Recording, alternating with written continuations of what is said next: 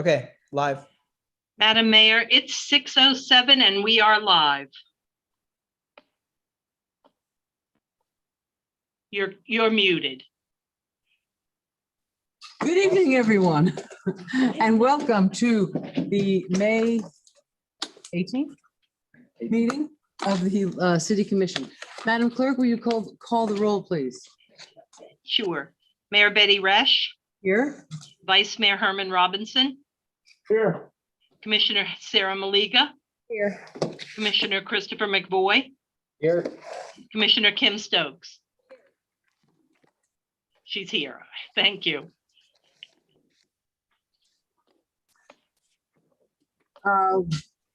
We would have a moment of silence or an invocation by Kimberly Stokes. We meet to serve our community, to use our resources wisely and well, to represent all members of our community fairly, to make decisions that promote the common good. We recognize our responsibility to the past and the future and the rights and needs of both individuals and community. As trusted servants, we seek blessings on our deliberations and on our efforts here today. May we act wisely. Thank you. And the pledge will be led by Commissioner Maliga. I pledge allegiance to the flag of the United States of America and to the republic for which it stands, one nation, under God, indivisible, with liberty and justice for all. Thank you, everyone. Madam Clerk, are there any additions or deletions or reorder? No, Madam Mayor. Thank you. We have a presentation. Are we ready for that? Yes, if it's by Denise Sannon, the principal of Barton Elementary School. Ms. Shannon? Just added her now. Give me 1 second. Sure.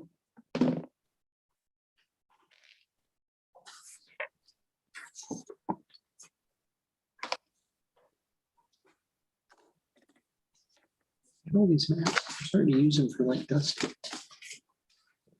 Good for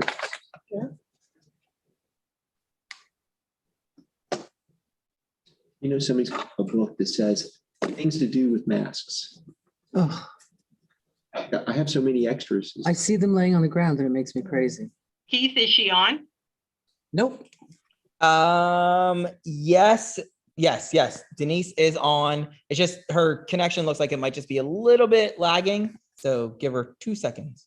One of our monitors is not on. Oh, that's unfortunate.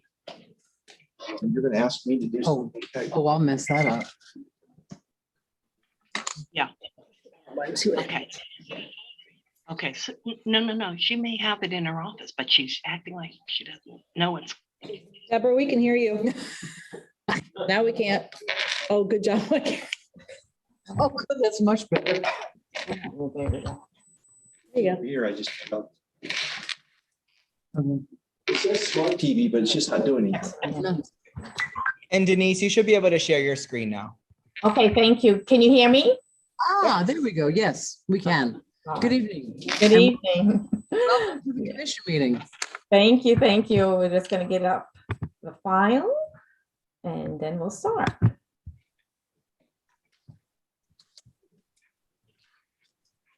Let me see the screen. Okay, can you see my screen now? Yes, ma'am. Yes, we can. Okay, well, thank you. Good evening, everyone. Mayor Betty Resch, City Commissioners, and invited guests. I am Denise Sanam, proud principal of Barton Elementary. Our mission here at Barton Elementary School is to commit to ensuring all learners reach their highest potential through an excellent and equitable collaborative community that prepares us for college and career readiness. Our vision at Barton Elementary is to give students quality and purposeful instruction driven by standards that will result in student growth and proficiency. Okay, so our school profile. 62% of our students are Hispanic, 27% Black, 4% white, 7% other, and a total of our population is 1,090 students. We are a Title I school at 99%. free and reduced lunch, and 70% ELL population, 11% ESC population, and homeless 54 students are MVP homeless, and migrant 51% students. With our instructional staff, 43% of our teachers are 3 years or less with experience, and 20% of our teachers are 4 to 7 years of experience, with 37% of our teachers with 7 or more years of experience. Our current data. So as you know, we did not take the FSA for FY20. So our last data we had was 2019, where we were 48% of our students were proficient in math, reading, and science with a letter grade of C. We were 6 points away from being a B school. So we still strive to reach our goal and to increase our percentage in proficiency to meet the B or A status.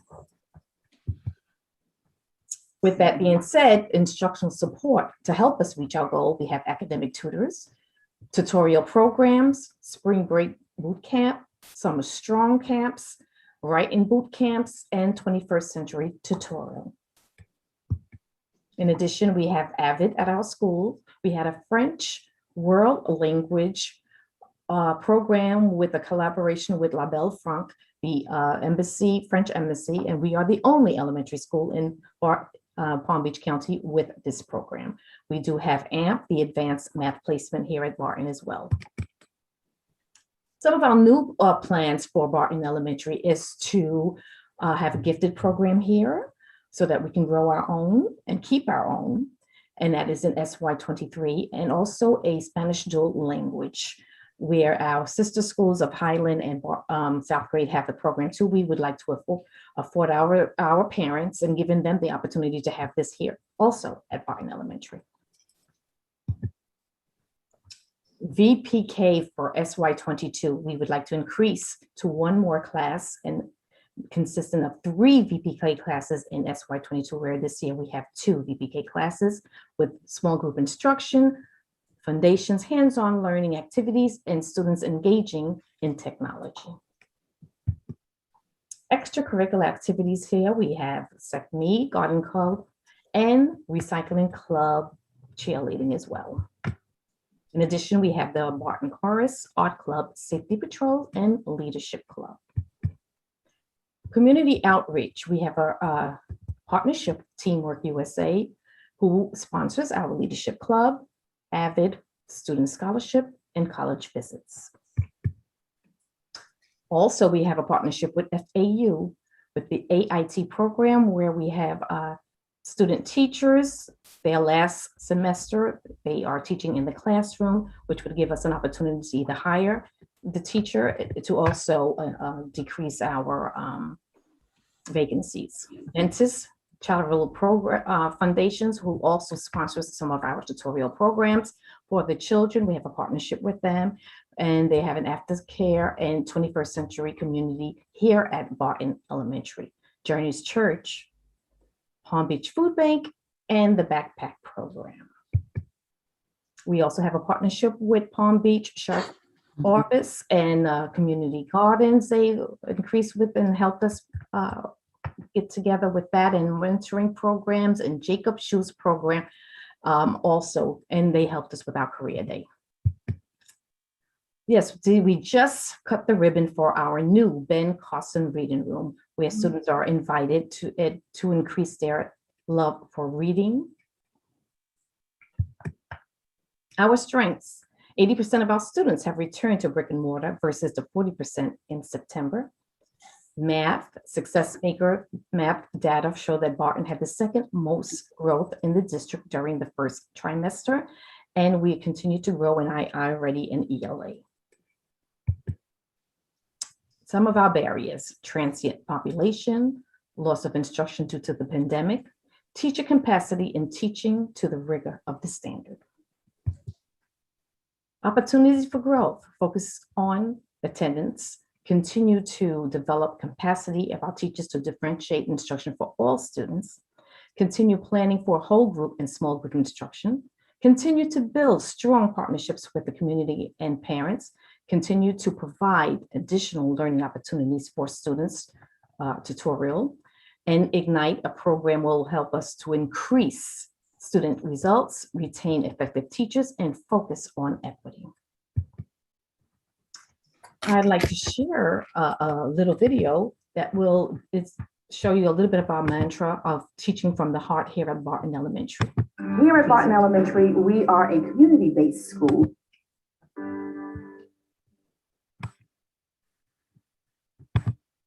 We are a community-based school. We are a Title I school. Many times our parents may need some resources and needs that they may have that we are more than happy to reach out to them and help. I just love the students. I love the diversity. I love coming to a school where not all the students are the same and I can help them reach their goals. I love working at Barton because I'm able to see the changes. I can see myself in a lot of these students. I can make a difference. I can make the turnaround and changes in situations that I can relate to. When I came to Barton 5 years ago, I was just a brand new teacher out of FAU. And I have seen how the school has grown and changed. When I work at other schools, I feel like the students, they already know what to do. So I'm not really limited as much. But when I come to Barton, I feel like they need you the entire time. So you really feel like you can make a difference here at Barton Elementary. We have seen the progression of the community becoming more involved.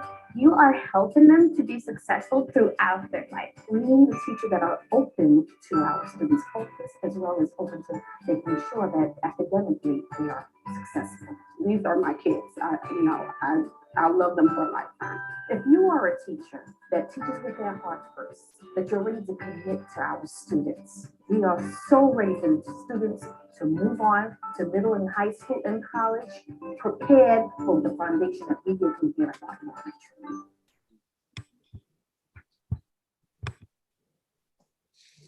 Elementary. Okay, well, I hope you enjoyed that. Any questions for me?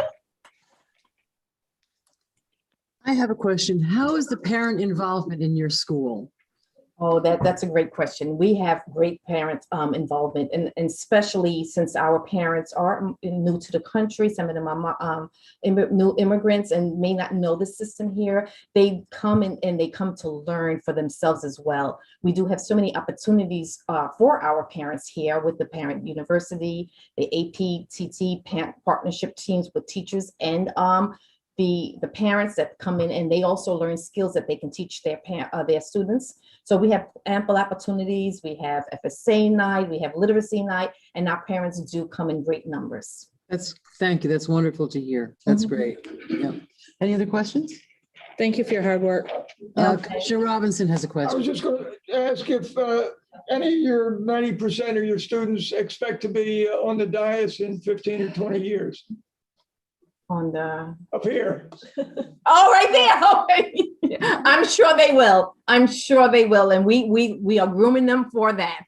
Good. Yeah. Thank you. Your kids are us, and our community has to embrace your kids and vice versa. Yes. And if there's things that we can do to help, please reach out. We're starting an education committee, and Commissioner Stokes is going to be sort of involved with that, I think. Yeah. So she's the one to talk to, and what we can do to help, we'd love to. Thank you. Okay, thank you so much. Thank you. Thank you very much. Okay. Bye-bye. Thank you. It's so good to hear that. So next we have a presentation regarding the cottages of Lake Worth, presented by our own Wes Blackman. And his able helpers. No, I don't. I had one. I gave it away. I've got one. Those are your office copies. These are the I've office. got one in the I've got office. some, actually. I got a whole box of them. Oh, okay. I love this. Thank you. I gifted mine to somebody who, now I have one for my office. Thank you. I have a PowerPoint that. Okay. We're waiting for Keith to set you up. This is such a beautiful book. 1 second.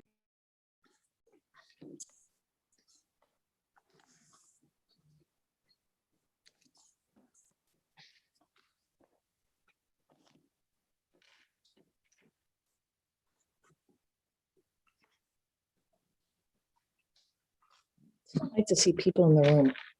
I know, it's great. It really is. Well, except Easton. With exceptions. There's one in every. I can say that, can You can. I? Okay.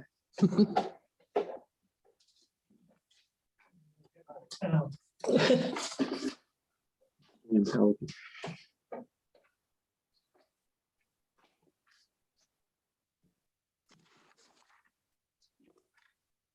This isn't taking 10 minutes of your time. Should be 8.5. It's such an incredible presentation. It's taking a long time to load. Yes, it's very heavy. The dancing girls are putting their headdresses on. The build up, the suspension. Apologies, one more moment. No problem. We're just messing with you, Keith. There's a solar flare. Here we go. Here we are. Okay, good evening. My name is Wes Blackman, and tonight I'm here in the capacity of president of the Cottages of Lake Worth, Inc. This is a snap screen grab from our webpage, which is Cottages of Lake Worth Beach, cottagesoflakeworth.com.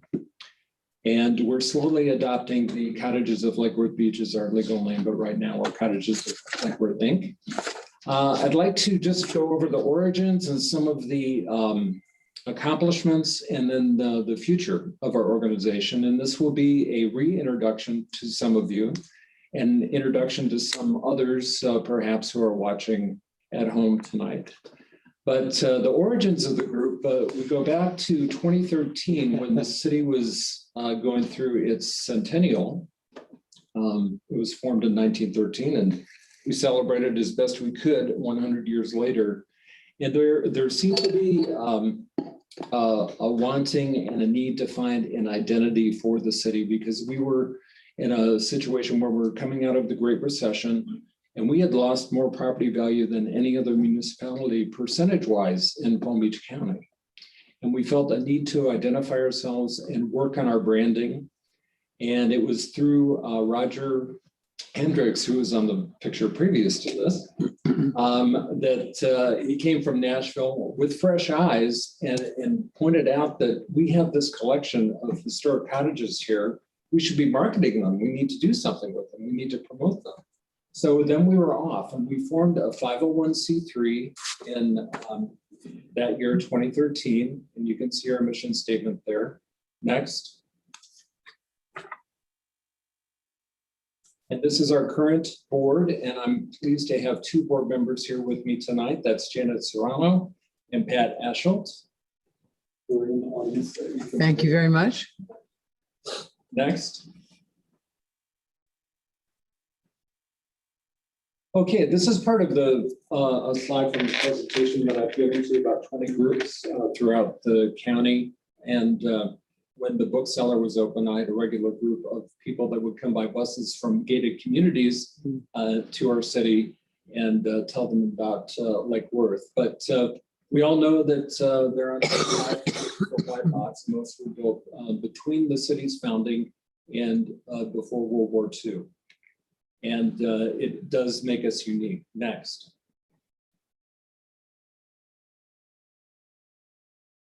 This is a slide that shows our historic districts, and you can see we have 3 on the National Register. We're unique in all of South Florida in that we have 2,600 structures within our historic districts, 1,600 of which are contributing.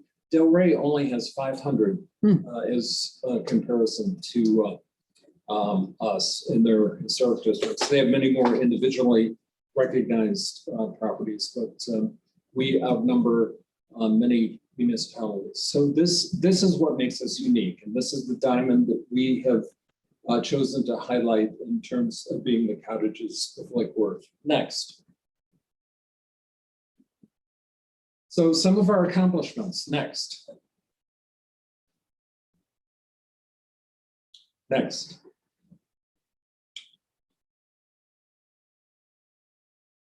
One of the first things we did is put together a self-guided walking and biking guide that next to show people where individual cottages were, and it required a lot of interaction with homeowners and property owners to get their permission to be put on the map. And when we had an operating information center at the annex, this was a very popular item, and people would buy and pick them up and pass that around. Next. We also had a signage program, and some of these still exist, and they were meant to complement the self-guided tour. So if some owners wanted to tell a little bit more about the history or the unique features of their cottage, they were able to do that through our program. Next.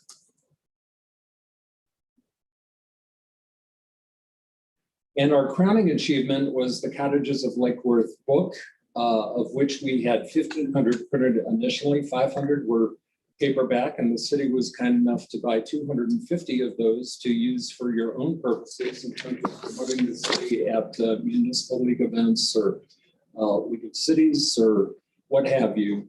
And I think you probably still have some of those straight away. And then it was so successful that we had another 1,000 print. And according to our latest tally, we have somewhere around 900 left, and they're still selling. And you're welcome to keep the ones that we brought for you today. Well, thank you. These are some of the underwriters of our original effort. We'd like to recognize them. And you'll see some familiar names there. Next. And in November, on November 3rd, 2016 was the publication of the book. And you can see Janice Sneer, who I thought might join me tonight, Lake Worth resident. She used to live in the 800 block of Homeland. And that's where we met. And some of those pictures are taken in her cottage. And she was like the den mother for the group that was working on the cottages book for 3 years. And that's also Taylor Jones, who is the photographer for the book, who photographed the 60 cottages that are featured in the book. Next. And one of the authors was Dean Sherwin, who passed away before the publication. He's responsible for most of the text in the book and also some bureaucracy related to our ISBN numbers and so forth. So we missed him, and we feel his spirit whenever we look at the book. Next. And there's Janice celebrating when the books arrived at the sorting facility after a long wait, after 3 years. Next, proud mother. And there's Taylor Jones, the photographer. Next. This was the first presentation that I did at the Boynton Beach Historic Society right after the publication of the book. And I was told that they usually had 20 people at their meetings on a good night. And this was at the Women's Club in Boynton Beach. And they were bringing out chairs that they hadn't used in 3 years. And we knew we were onto something when that many people showed up. And it was a good omen of things to come next. Next. And I've also been on the BBC, the Rainy Breezes channel. Their channel 8 closed circuit TV. Next. You've hit the big time, Wes. I know. And here I am on the BBC being interviewed by their morning host. Next.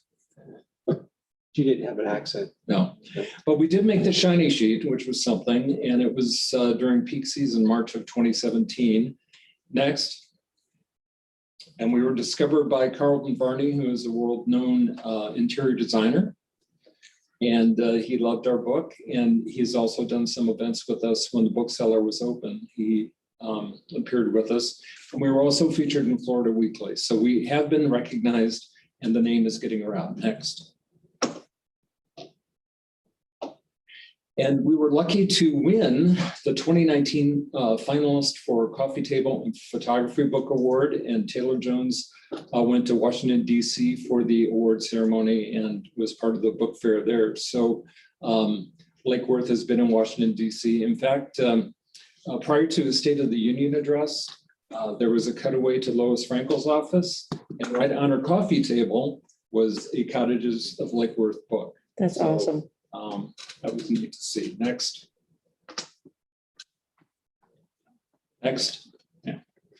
We've also had tours next. And next. In 2016, 2017, and 2019, of 500 people each, where we had trolleys on the last Sunday of the month and toured about a dozen to 20 cottages, depending. In 2017, it was the worst weather day of any January that I can remember. It was 40 degrees and we only had 3 no-shows. Wow. Tickets sold. So in the future, what do we have planned? Next. We're going to be back in 2022. We may do a garden tour, to kind of emerge from what we've been through here and get some homeowner participation again. So we're going to come out of the cave, so to speak, and get back in the tour business. And in celebration of that, and in anticipation of that, and to publicize that, next. We're in the works with the property owner of this building, which is just west of North L. And found traffic sees this as they go west on Lucerne. And it was the builder bridge wall that was part of the Canvas program in 2017 when the mural attack happened in the city of Lake Worth Beach. And this is one, the murals had to be up for 2 years and it's kind of past its prime and the property owner would like something different. It was, I think, the least favorite of all the murals. So we're going to add some color now. Next. Next. We're working with Sammy Michaela, who did the Tuppence mural. And you can see the rendering there. I have a real neat thing coming up here. Next. And screen. Next. And then if you watch this, this is the beautiful wall that it is today. Next. I never liked that one. You can see it fade in. Oh, wow. That's what we'd like it to be. Now, we do have a budget. And we are putting in $6,000. The Lake Worth Beach CRA has committed $2,000. And the total is $10,000. We would love to have the city of Lake Worth Beach contribute the gap funding of $2,000. So it's a soft ask tonight. We don't need an answer, but I'm just throwing it out there. If you have some discretionary money and would like to help us bring color and a reminder of our collection of packages to the downtown, we'd appreciate it. And that's all I have. That's a good spot for that mural too. Yeah. Well, yeah. thank you. Are there any questions from the committee? Oh, I see a light. Thank you for being here. Thank you for this education. I believe I know the owner of that building is Dan. Does he still own that building, the Build a Bridge? Debbie is the woman's name. That's who I've been talking to. Yeah, that's his wife. Very excited. Yeah, they're good people. And the Art League is excited. Yeah, I bet. Yeah. I would like to make a personal donation of $500 Oh, well, thank you. from my wife and I. I was gonna actually thank you. Sorry. No, that's fine. I'm gonna do the same thing because I think we need to step forward a little bit too. So there you've got $1,000. There we go. All right. Thank you, guys. Well, thank you for your time. We have a long agenda, but we just wanted to give you an update. Thank you. If we have a brand, this is our brand, and we thank you for getting it out there. Thank you very much. Thank you for everything, Wes. Don't forget your rendering, sweetie.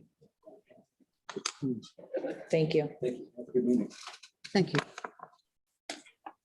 Okay, now we have a proclamation regarding the May 16th to 22nd of 2001 is National Public Works Week, and I see our hero. Woo, Felipe! Amy, Felipe!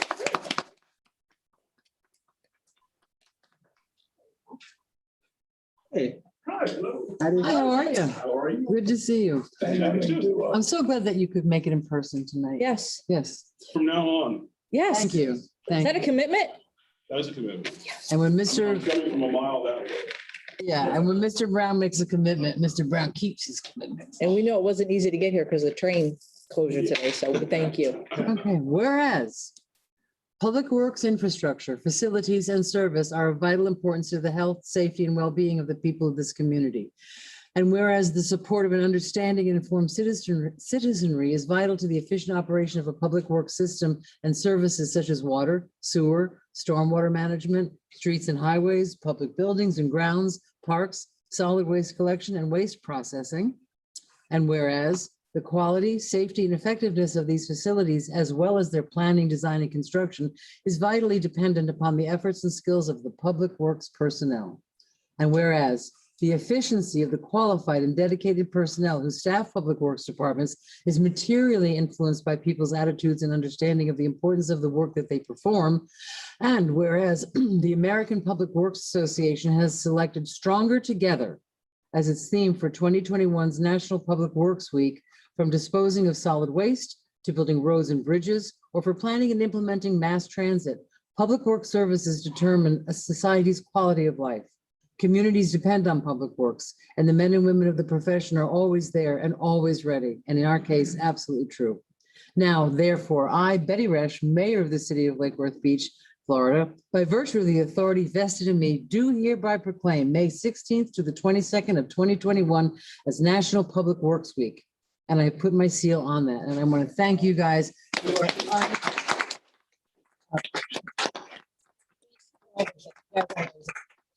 the department that when anything comes up, we can say, Jamie, and it gets fixed. It's amazing.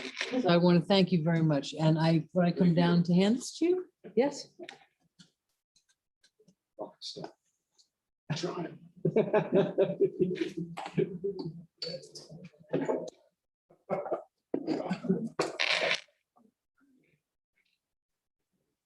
Kim, photo bomb. Come on, photo bomb. Bunny ears, Kim, bunny ears. Chris, come on, you wanted to so bad. You thought you were in the clear, didn't you, Jane? Stop it. Thank you, gentlemen. We appreciate you. Thank you.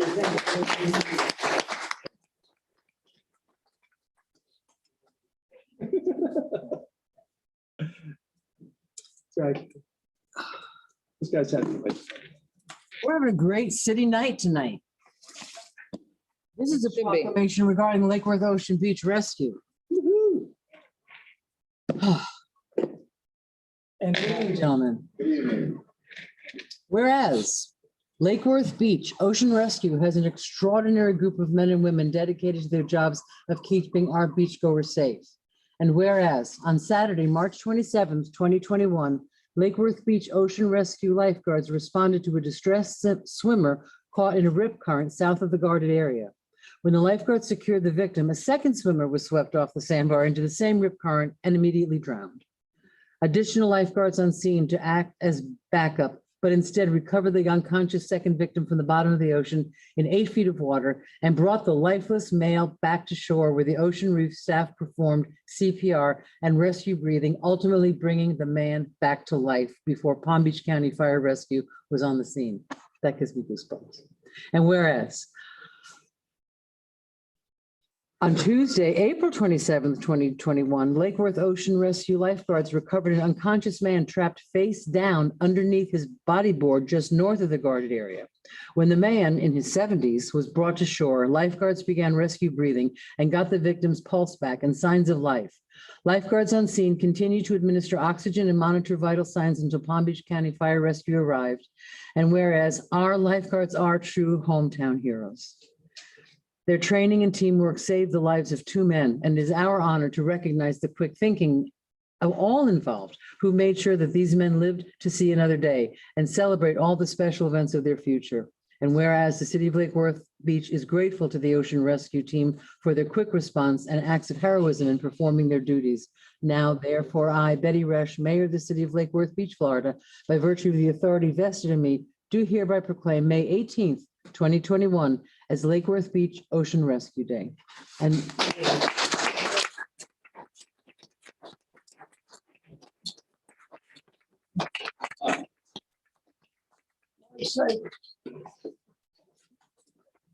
Yogan and Captain Bots tonight, and it's when you read that and you read that you save those people's lives, I gotta thank you. So much. Really good thank you. That's what you do, and you do a great job.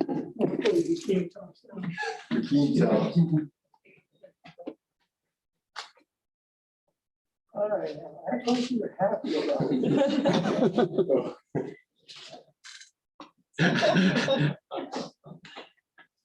Thank you so much. Really. Thank you, gentlemen. I can't imagine what you do.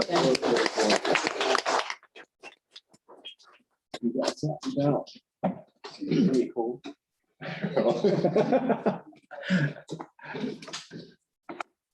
We have one more proclamation. I've asked Commissioner Maliga, because she's very involved in Healthier Lake Worth, to have the honor of reading this for her. She'll just have to read the third person. Thank you. Thank you.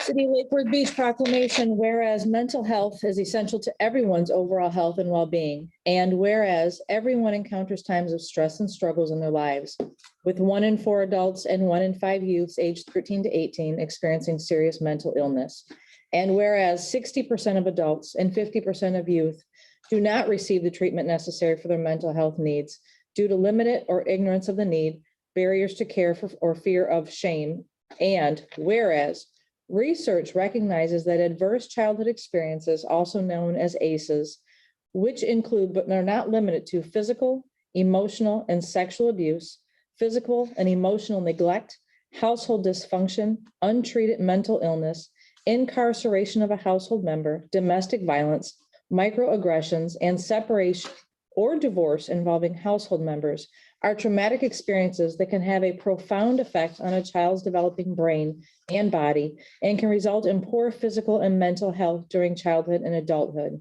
And whereas community understanding and available support and services can greatly impact a person's ability to handle their stress and struggles and move forward.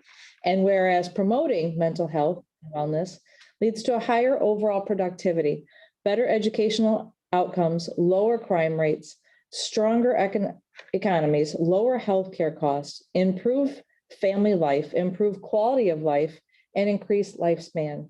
And whereas studies show that the effects of ACEs are felt by people regardless of race, ethnicity, religion, gender, sexual orientation, or socioeconomic status. And whereas the City of Lake Worth Beach recognizes the impact of awareness and education, access for services, and acceptance of the importance of mental health and well-being to a person's overall success, and supports the implementation of trauma-informed approaches throughout the systems of care. Now, therefore, she, Betty Rush, the mayor of Lake Worth, City of Lake Worth Beach, Florida, by virtue of the authority vested in her, do hereby proclaim May 2021 as Mental Health Awareness and Trauma-Informed Care Month, in witness whereof she has set her seal on this 18th day of May. Thank you.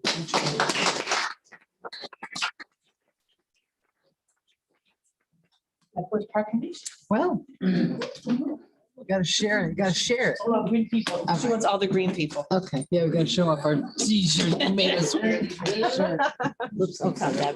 Oh, boy. Look, she just threw out her little green light. Oh, yeah. I would. You want us to sit up here? Go here?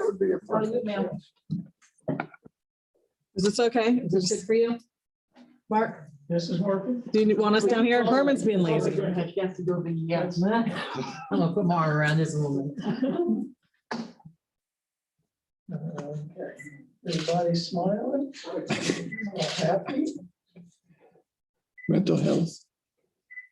All right. It's important. This will do it to you. You gotta get on. One more, ladies. Sitting here will do it to me. Oh. Yeah, I need to, is it too late to change seats, teacher? I know, I love the hug. Just to see you.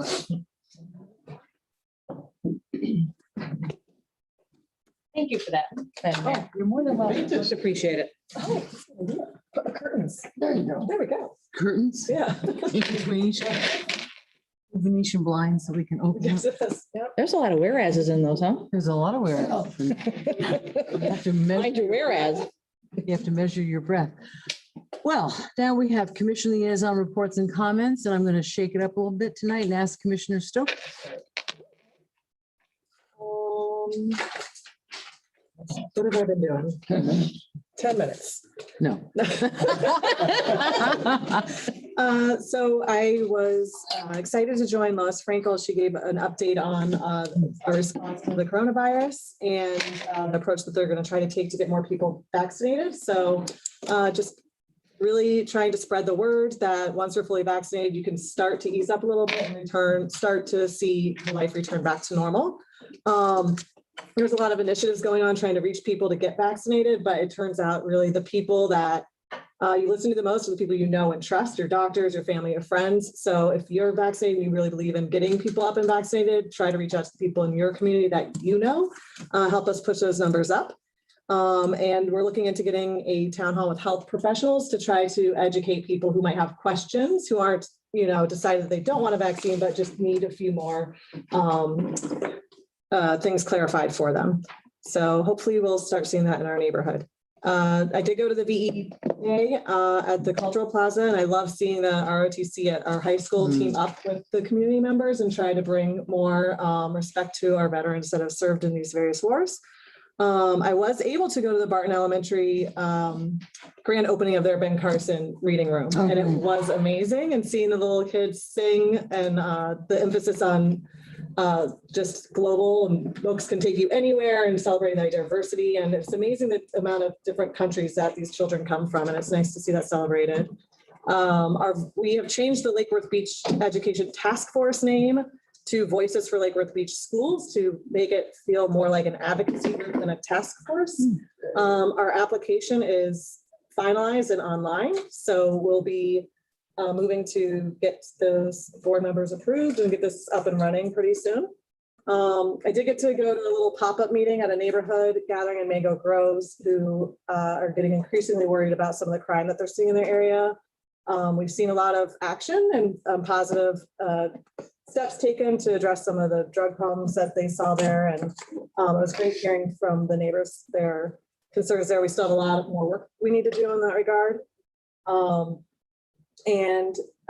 Yeah, so those are the main things that I've been up to. Thank you very much. Commissioner McBoy. You're in at 10. So I'm in at 15. Minutes. More timing, but. I'll keep it short. I'll dovetail a little bit on Commissioner Stokes, a group of us that went out into the community and just knocked on doors to try and see if people were vaccinated, if they needed any help getting vaccinated. In the area that we were in, north of 10th, south of 13th, what we found is a lot of people were already vaccinated, which was great. I did find that in some of the communities, there were people who were kind of on the edge. It was helpful speaking in Spanish to some of the folks and sharing my own experiences with getting vaccinated, people in our household getting vaccinated, reactions. We also had a sheet of paper that had some numbers that you could text either in English or Spanish that would let you put in your zip code and get. And even if people were kind of reluctant, say, no, I don't need to do it. If you ask them, hey, take a picture of this on your phone, who knows what they'll follow up. But people said, yeah, okay, I'll do that. And, I think little things like that can help out to push on it. There is a need, and I'll be reaching out to Dr. Alonso. There has been a need expressed for the some of the mobile home parks is one, and parts of the Latin American community still, I think, need some. There, it's not so much access, it's timing. Can we bring mobile units that are there at odd hours so that people who are working can't get off work can get access to it? The other thing, I'm grateful to Ed Liberty, who arranged a tour of the Southeast National Marine Renewable Energy Center, which is located at Harbor Branch Oceanographic Institute up north of Fort Pierce. It's jointly operated with Florida Atlantic University. Many of us in the community have heard for a while interest in putting generation out in the Gulf Stream. And I think all of us are aware the Gulf Stream is a pretty big force. Theoretically, the power available from that is a lot. In practice, the research is not that far along. It's not that far along on the commercialization, but the Harbor Branch folks are very talented, have a lot of capability. They actually build from scratch their deep sea exploration things. I mean, they build like from scratch, not just buy them from Amazon or whatever. It's pretty cool. They have a lot of expertise. They got a lot of equipment, got a lot of smart people on it. So they have resources. They work with various partners to provide economic support, to provide technical support, to provide measurements, take stuff out in boats.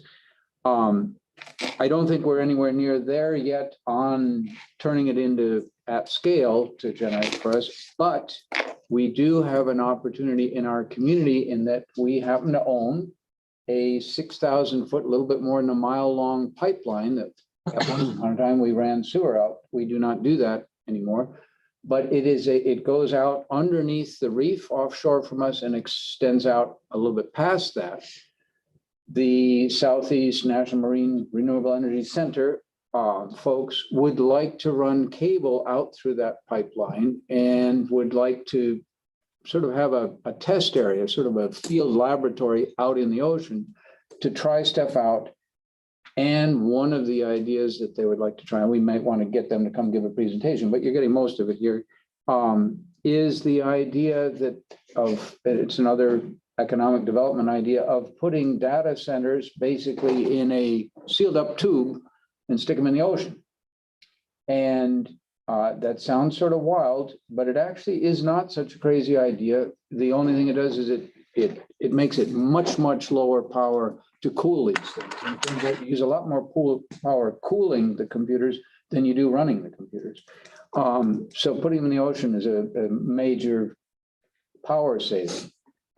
It could be something that we as a commission may want to consider supporting. I think I've asked about the environmental. Are there any downsides? Do they do research on that? Yes, they do. Looks fairly innocuous. So at some point we'll want to bring that and see where we want to go with it. Thank you. Thank you. Thank you. Commissioner Maliga. Okay, hard to follow. So I went to a cleanup for Pineapple Beach and helped the environment that way. It was a good turnout. It was smaller than we hoped for, but we were small and mighty in force. I was only able to dedicate an hour before I do to work. So we did that on Saturday. I have been meeting with constituents from District 1, the president from Royal Point Siena, the president from Whispering Palms and Memorial Park, talking about each neighborhood and things that are happening and things that they need to move along. We are waiting in anticipation of the cutting of the wall on Wingfield Wall, the celebration, and putting together swag bags as a thank you from the city. And Jess Savage has been kind enough to say, here's a bunch of census shirts that can get used, put them in the swag bag. So I'll be stuffing bags next week if anybody wants to come help. And one more announcement is the CRA is doing their small business spotlight videos again. Okay. So they are up and doing those. They are looking for different businesses that want to be spotlighted to help promote those businesses, but also help promote and showcase what a great city we are. So if you know any businesses who may be interested, please make sure they reach out to Emily at the Lake Worth Beach CRA for a small business spotlight, and let's see what kind of businesses we can get on there. Otherwise, that was it. Thank you. Yes, ma'am. Commissioner Robinson. Great. The clock is ticking on my city manager, and I don't think we'll be celebrating his departure, but I don't look forward to it.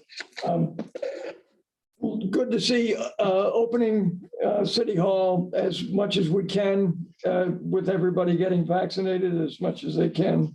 I want to thank PBSO for their efforts to respond to citizens' complaints on noise. We need to make sure that we're able to measure in a responsible way the noise complaints and affect consequences for violators. It's not a, it's a quality of life issue when you can't sleep at 12 o'clock at night because somebody's having a large party. Contract for PBSO is coming up, and I certainly hope that part of our contract can have the words body cam somewhere with a date to be on our sheriffs in Lake Worth Beach. Other sheriffs, other police have them.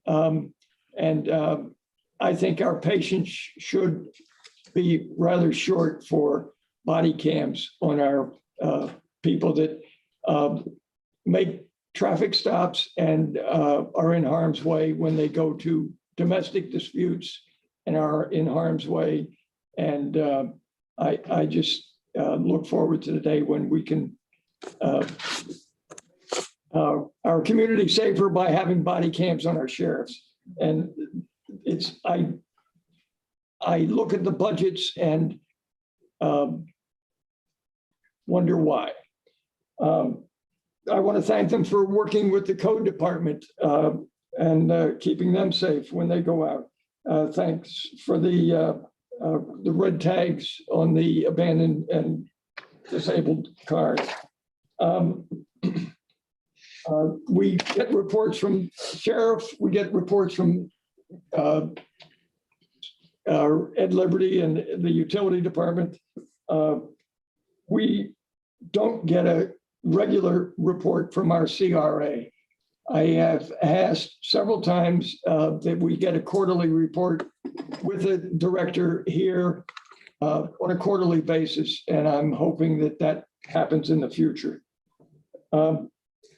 I look forward to the word vision is on our future agenda. We have a chicken and the egg situation with, I'd like to hear our commissioners' priorities so that we can establish a vision. I think if we can come to consensus on priorities, we can actually get a vision that we want. But priorities, if we could, 5 people mention 3 priorities and come away with consensus on 2, that would be something to accomplish. The cutoff for the charter review is May 21st, and then we will get that in gear on the 25th. It's not a, it's an important task, not monumental. I mean, building departments review their regulations every 2 to 5 years. Reviewing a document shouldn't be a problem. I'm hoping that this letter to the water keepers and Rolando includes our intercoastal waterway with the importance of abandoned boats and sunken boats that are polluting the intercoastal. The sustainability department was at Parrot Cove last night, and Jordan and Abraham and Peter Ringel, the building official, and Aaron Cito represented the importance of their department and the importance of flood insurance. And the maps are going to change. If you're going to get flood insurance in the future, get it now, because it'll be grandfathered in. The cost will be grandfathered in. So the takeaway from last night's advice was to get you, if you're going to get it now.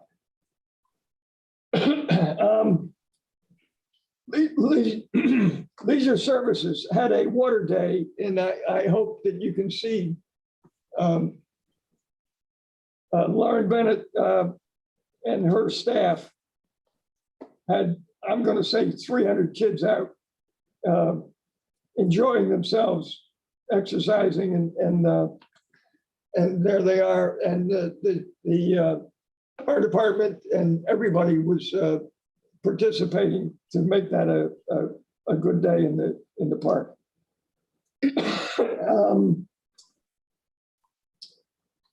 That's, I don't know, if that's the only picture you have, Lauren? 300, Herman. I see two. I see two firemen. It was fantastic. And That was early on. we, It's a video, it's what I want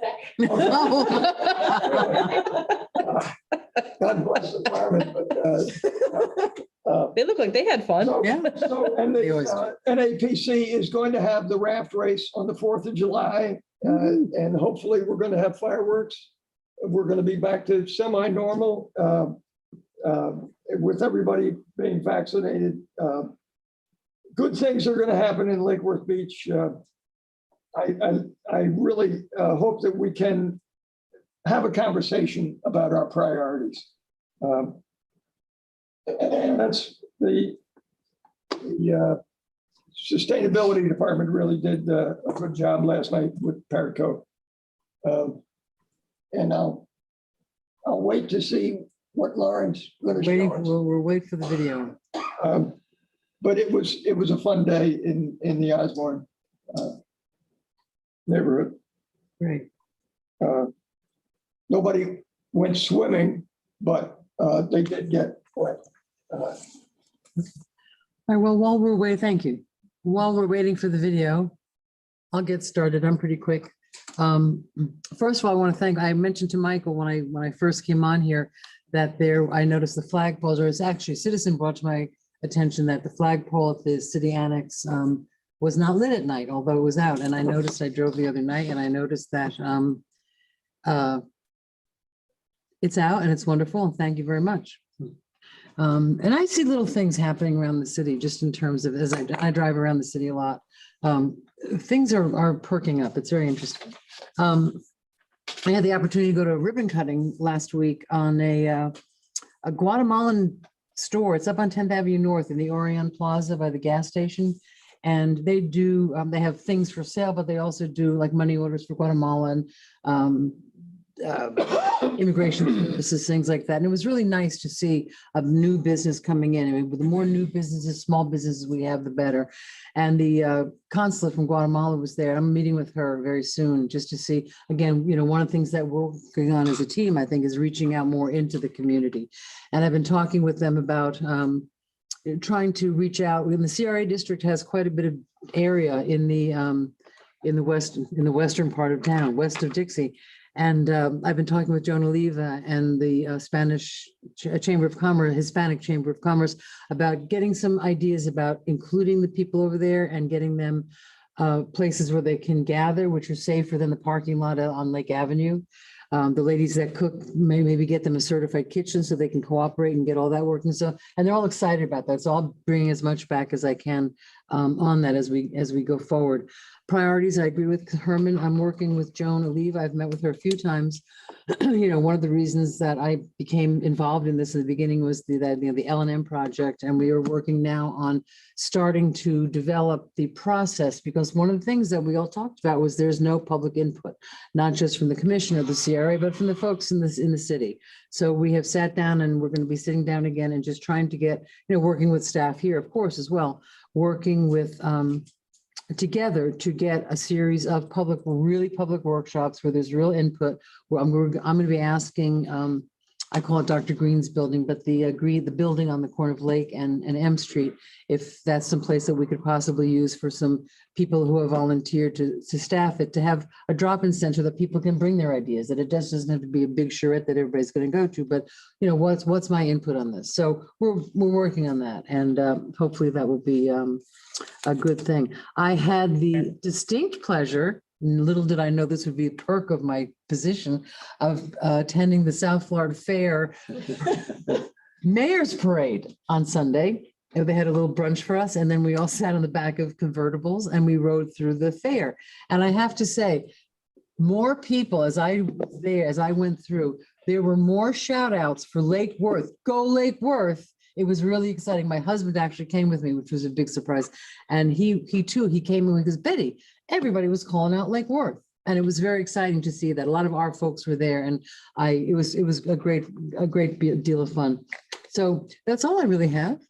And so the next thing we would move on to, and I thank you over comments, would be, are there any, with some public participation of non-agenda items and consent agenda? And Miss Andrea, do we have any public comment cards from you? I do. I have one from. Madam Clerk, this is Keith. May I? Oh, you present go this ahead video? and run that, Keith. I'm sorry. Sure. Thank you. You already got one, you think. I know. Oh, there's the fire truck. Haven't seen that before. Going backwards, Keith. It's kind of choppy.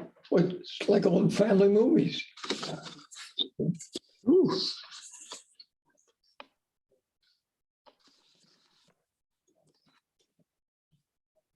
God, that's 260. Armed children. We're pushing 300. People went swimming, you lied. There's a Yeah. pool.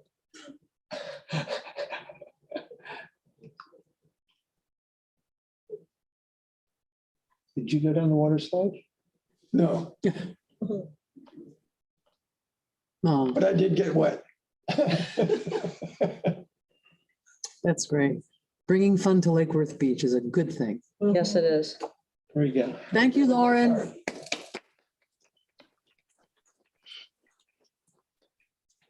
Okay, we have, Madam Clerk. I have one public comment from Matthew Portilla, 1301 Cochrane Drive. Good day, Commission. Our city refuse services have been involved in several high-profile incidents, the most severe of which was in January of 2016, where a Lake Worth Beach refuse truck was struck on the tri-rail, leading to a collision with the tri-rail, resulting in 22 injuries and damage to a train and a city truck severed in half. Again, in September of 2020, another city refuse truck hit the I-95 overpass at 12th Avenue South. There is no foreseeable way the revenue generated by city refuse can cover the losses incurred in just these two incidents. The city should look hard into shifting to contracted refuse collection or implement a strict risk management program. Thank you, Matt. Thank you. Thank you. We have a couple cards. We have Todd Townsend. And you're gonna have to divide your two interests into your, so you don't get a double dip on this one. Okay, Thank you. so I guess my time is started. So I went around the other day and I talked to your business owners up and down Lake Avenue about the one-story parking garage. And these are the people that really like that idea. And these are our business people that own and run businesses downtown on Lake Ave. It's important to follow them. So I'd like you to just check that out. The second thing is, along with that, we really want to talk about our density, right? Let's give our density back to the homeowners and property owners in downtown Lake Worth by putting in our ADU. Density is obviously out there up for grabs. The money's up for grabs. Let's give it to the people that own property here by establishing the ADU and then in conjunction with our one-story parking garage. We're going to do pretty good. Last thing with my last minute here is about the 10th Avenue intersection. Really bad idea from what I could see. Number one, I fail to see how this intersection will flow better with the addition of foot traffic, children's foot traffic. I think that the DOT should come back and show us another video of what the intersection would look like with actual numbers that they got from the study, not just a couple of little cars and a couple of little people walking across. Let's see the actual numbers go through that intersection. And I don't think it's going to look as good as it did. The last thing is, sending children through this intersection is quite a study, quite an exercise in practical application. Here's red, here's yellow, here's green. You make sure you know that while you go across that intersection. Kids this tall going across the intersection with 2,500 pounds of road rage in front of them. Bad idea. Bad idea.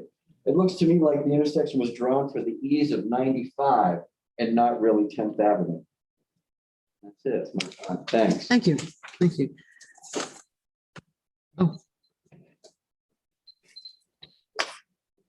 Okay. We have Richard Stowe, who has something to say.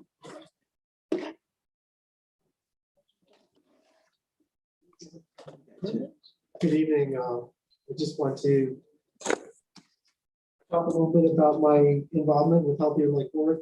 When I was involved, we did quite a few cleanups, and also we coupled that with tree plantings in the neighborhood, you know, like at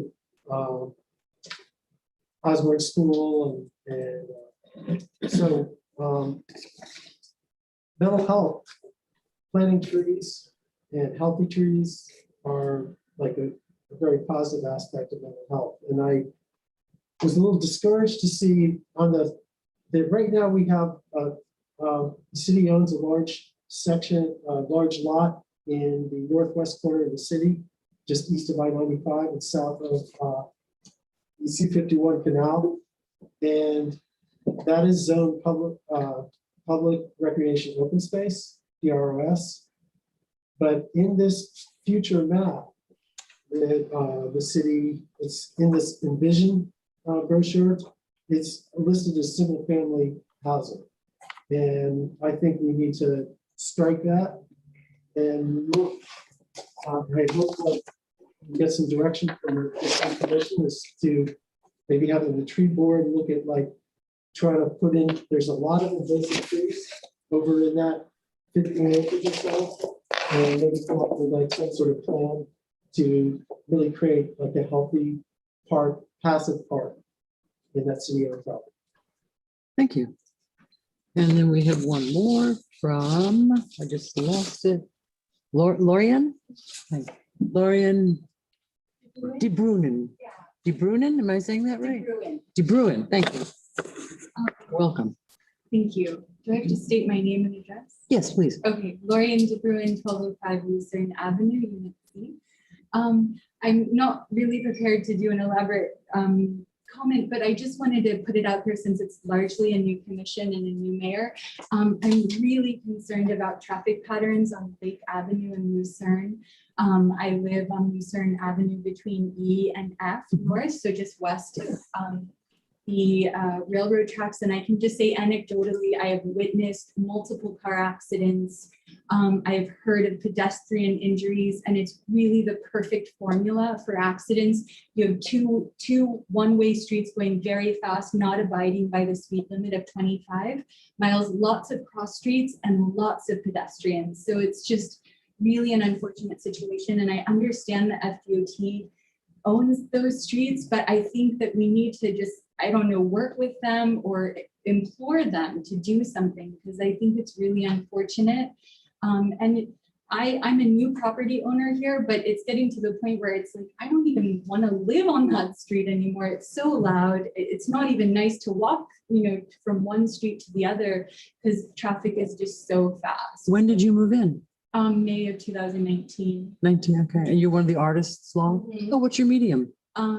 Well, I do film and craft stuff, and I've done some events where I've done like live model drawing at my studio and things like that. So, Thanks. Yeah, I mean, that's hard. It's Lucerne Avenue is a big street. Yeah. So, okay, but thank you very much for your comments. Yeah. Yeah. So. The minutes. Do I have a motion for the minutes? Motion to approve the minutes. A second? From Commissioner McVoy, any comments? All in favor? Aye. Thank you. The consent agenda. Next is approval of the consent agenda. Do I have a motion?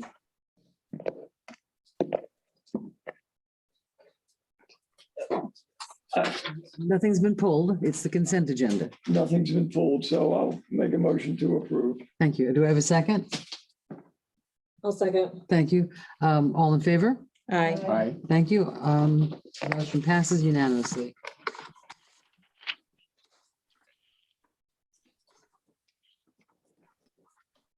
New business, moving on to new business. We have a few things.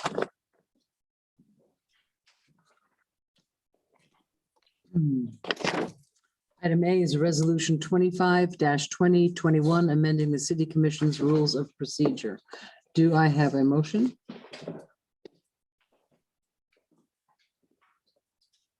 Okay. Do we want to chat about it first? Awkward silence. Motion to approve. Okay, do I have a second? Madam Mayor, who gave the motion? I apologize. Commissioner Robinson, Okay, thank you. are we yet to hear a second? I'm fine moving forward on this, but I do believe we had a few open questions at our last meeting that the city attorney was going to get back to us about appointments to boards and things like that. I think that's a separate. About the appointments to boards.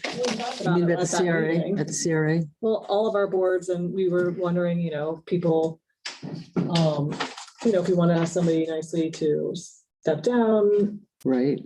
And if that was legal and what. Right, And if we're yes. gonna get back. I was thinking about that specifically for the CRA. Do you want to second it just so we can talk about it? Okay, I'll second it. Okay, we have a second by Commissioner Stokes. I have a light on by Commissioner Maliga. I inquired of Christie from the attorney's office in regards to that question that Commissioner Stokes just asked, and she had responded to me that she's still doing research on that. Okay. So that was her answer as of Friday afternoon. Was that for all of the boards or just the CRA? That was just the advisory boards, and she said that she's still doing research, but she believes it's just the CRA, not all of them, but she doesn't have a final answer yet. Okay, okay, great, thank you. Thank you very much. All in favor? Aye. Motion carries unanimously. Thank you. New business item B, Resolution 26-2021, amending the Charter Review Committee membership selection and appointment process. Do I have a motion?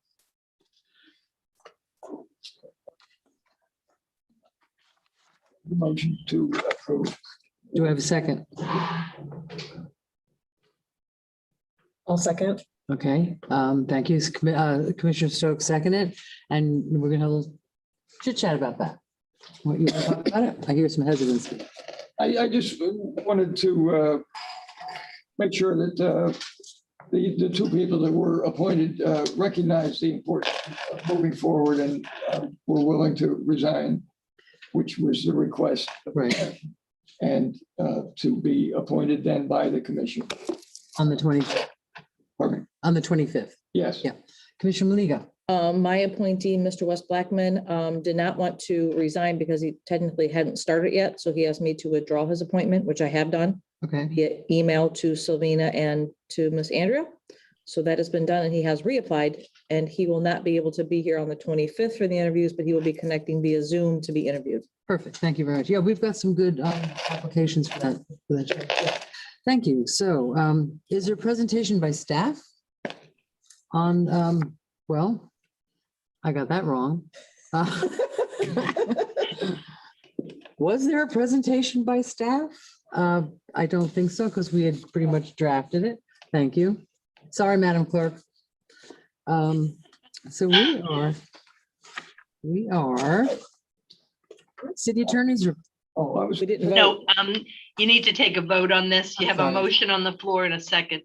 Thank you. Commissioner Robinson has something else to say. Well, just a comment on the board appointments. I'm very appreciative, respectful, grateful for volunteers and their service to the boards.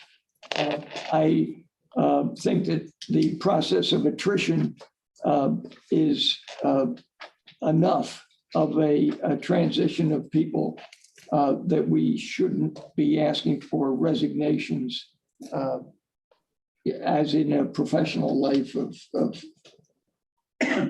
other boards, attorneys, agencies, that we have the authority to remove apparently, or we're getting an opinion on that. And I would be opposed to asking all our board members to resign so that they could be interviewed again. No, we talked about that. We already decided that. I just, well, I want to make sure that the public knows that follows the process. Thank you. Okay, city attorney's report. We need to vote. No, okay, we have a motion on the Why floor don't in a we second. vote? I Let's need to vote vote. on that. All in favor? Aye. Aye. The motion passes unanimously. Thank you. Thank you. Sorry about that, fellas. Now, is it appropriate for me to ask? No. report, please? Absolutely, if you would. Thank you. I'm sorry.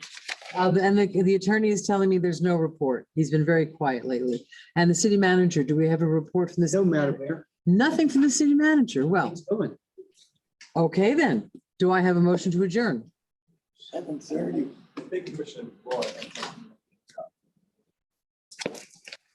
It's to the attorney, no, here. Oh, I didn't see your light. No, I didn't have it on, but I had assistance. Thank you. Sarah's a very helpful person.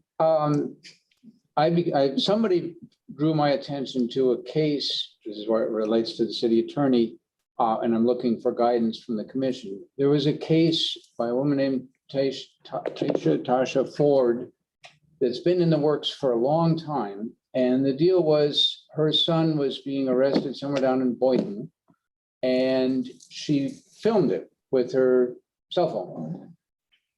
3 judges ruled on that recently. 2 of them said that becomes criminal. This is a big deal for everywhere. And I contacted the attorney that brought the case. One judge spoke out very strongly that she felt that was inappropriate. And I contacted the attorney that represented the situation and said that I wasn't sure, but I thought that our city board might be willing to put in an amicus brief on that case. And so I communicated that to Glenn, who said that might make some sense. And that was, we weren't sure, this is a situation, I was informed today by the attorney that held the case and another attorney, James Green, who apparently works on things like that, that if so we wanted to do an amicus brief, it would have to be done in the next, by May 30. And I said, well, that's kind of quick. And Glenn mentioned, well, that might be a situation because it's a deadline that's outside of our control, that this might be something. So I'll let Glenn take it from there. I just want to say one thing about that, because when I read that opinion myself, I was a little shocked by it. But then I looked a little bit more into the facts of the case. The woman was not passively standing there and taking videos. She was actively dealing with the police as they're dealing with her son. So I don't know, I wasn't there, obviously, but I was concerned about that ruling as well. But then when I did a little bit of digging into the facts of the case, and correct me if I'm wrong, she didn't, she was not the girl that stood and watched the knee on George Floyd's neck. She was in it with it. It was the mother, and she was very involved in the action. I mean, it's not really the place to talk about this in the city attorney's report, but I think you brought it up, so let's deal with it real quick. Right. Again, Commissioner Boyd contacted me just about an hour or so before the meeting started, and so I then spoke to Jim Green. I think we know he's a ACLU lawyer, and he asked whether the city would be willing to sign on to an amicus brief that he's filing on behalf of the mothers. I also read that case just while we were sitting here, and as the mayor said, there's a lot of facts in dispute. On the one hand, you have kind of this, what the dissent talked about, is the filming of the police, but it also was audio. It wasn't just the filming, but then the mother's behavior was not quite stellar. Right. Because I was just reading that too. So if you want to jump into the amicus world, and when I talked to Mr. Green, he said there wouldn't be any cost to the city. He just wants the city's name on it. But then I noticed it's against a sister city to the city of Boynton Beach. So it's a tough, it's your call. If you wanted to put your name on it, you could, but this isn't as black and white as you and I think, first thought. When we Right, talked about it I didn't a couple hours read, ago. I read the article about it. I mean, I read the Seemed article and alarming. it seems like the lady was taking pictures and they were bad. They were mean to her, but really she was like up in their face. She was physically Right. interacting with them. And I was not concerned. I think the concern that was raised was not the details of that particular interaction. It was this setting a precedent that taking video of police would become something illegal? And that certainly would be a concern. I don't know anything about the specifics of the case. Well, facts of the case are really important in an appeal. I mean, Glenn, correct me if I'm wrong. All saying in the law, bad facts. Bad facts law. make bad law. And This is kind of a case that when I read it, that kind of proves the point that there's like 3 or 4 pages about her behavior with those police officers. I mean, her son snuck into a movie theater, was asked to leave. He wasn't being arrested. They called mom to pick him up, and mom got there with an attitude, let's say, as you said. And again, that doesn't excuse her being arrested, but apparently she went pretty far. So it's up to you whether you want to join in on this. Again, this is a much different case. Right. Than I thought. I think What I saw from the. I personally, I would not feel comfortable. I would defer, given, your reading of the case and your reading of the case, that I didn't have that. I'd be concerned about setting a precedent For us. for future things that we read in the paper. Not that we shouldn't believe what's printed, but I don't think we should. I mean, it's a tough case. It was a 2-1 decision, and it wasn't a slam dunk. I mean, you did have all respected judges. Martha Warner's been on the 4th District for 15 years at least. She's a great judge.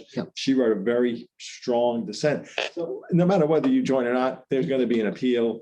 There's going to be plenty of lawyers, that frankly, other than adding our name to it, there's not much else Lake Worth would add to it. And frankly, given, it's 7:30 at night, we just heard about this. I would hate to make some sort of decision, which, Yeah, no, that's Not fine. interested. I'm fine with that, given the additional information that I didn't have. And I just had, as I was reading, you guys were doing public comment, so. So Commissioner Robinson? But we could talk about letters for support for gun control and, legislation that affects a lot of people. Yeah, Bring okay. us a case. Bring us a case. Legislation Bring is us what I'm a- talking about, bring us- letters. Right, so can we get a consensus on this? Or what do you? No, given the additional information, I don't see. How about a motion to adjourn? But I agree with, no, Go ahead. I do agree with Commissioner Robinson. We should not base everything on newspaper articles, but I think it was appropriate to read a newspaper article, get concerned, and then consult with our counsel, and then. Which concerning. Or read the opinion. Or go a step further. So, thank you. Okay, so I think we have consensus to. Yeah, no, Okay. that's fine. Okay, thank you very much. Do I have a motion to adjourn? Yes, so moved. Second? I'll second. Thank you, by Commissioner Stokes. All in favor? Aye. Motion passes unanimously. Do we want to take a 5-minute break before we get started on the next?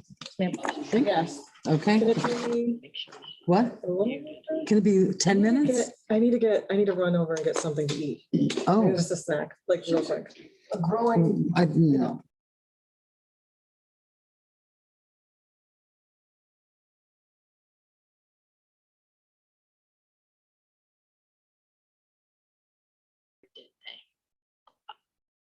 Your sound is off. You want a break?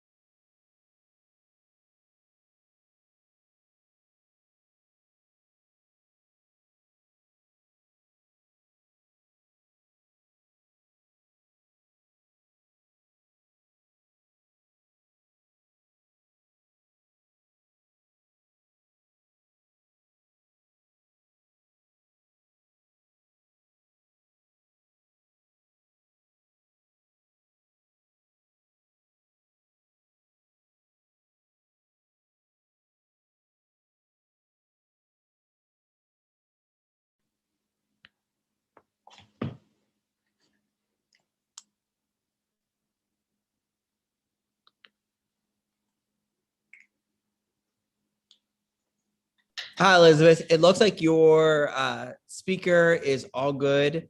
We are just finishing up this recess. The commission should be back in a few minutes. Very good. Thank you. You're welcome.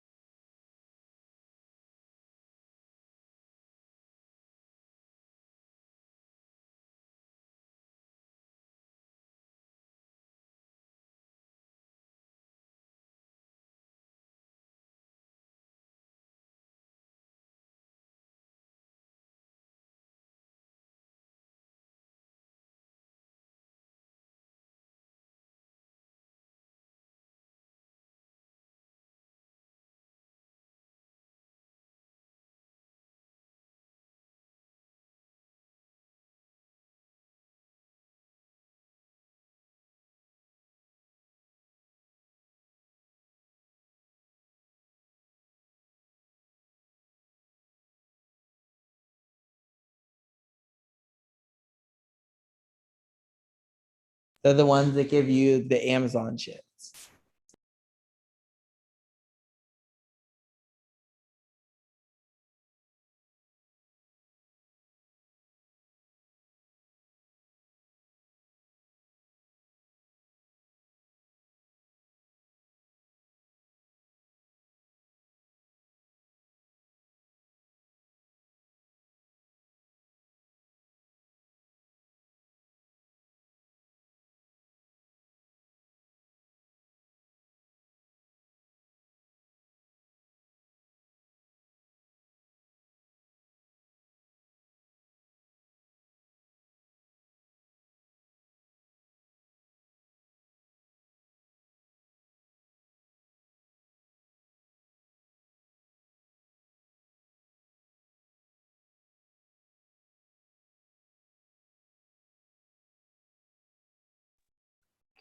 Keith, it looks like we're ready to go. Okay, 1 second.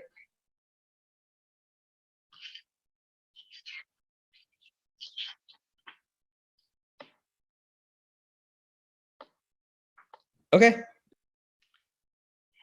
Madam Mayor, it is 7:46 and we are ready to start the work session.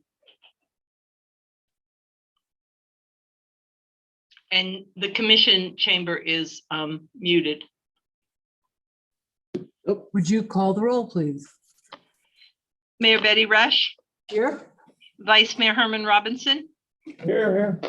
Commissioner Sarah Maliga, Here. Commissioner Christopher McBoy, Here. Commissioner Kim Stokes. Here. Thank you.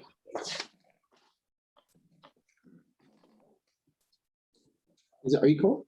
That's why. Kind of hand Put one sanitizer. shirt on, 2 shirts. Me. Yeah, I thought the same thing when I first read that thing. And I was like, he said these are the flavors. It wasn't the one. No, that's fine. It wasn't the one to pick. What's that? Are y'all Wasn't the comfortable? one. Or is it a little cold in here? But you know, I'm It's cold, totally, isn't it? What's that? I'm totally like, Yeah, no, I didn't. You the air conditioning I have too? Well, I installed the toilets. Yes, we are. What are we? Debbie, you can hear us, right? Yes, sir, I can hear you now.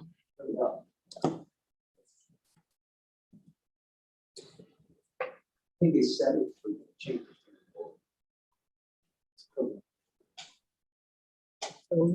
Going? So do we have a video or do we have Presentation. presentation? That's all right.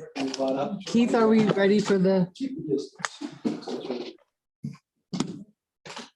Madam Clerk? Keith, do you have the video, the presentation for William? Let me see, one moment.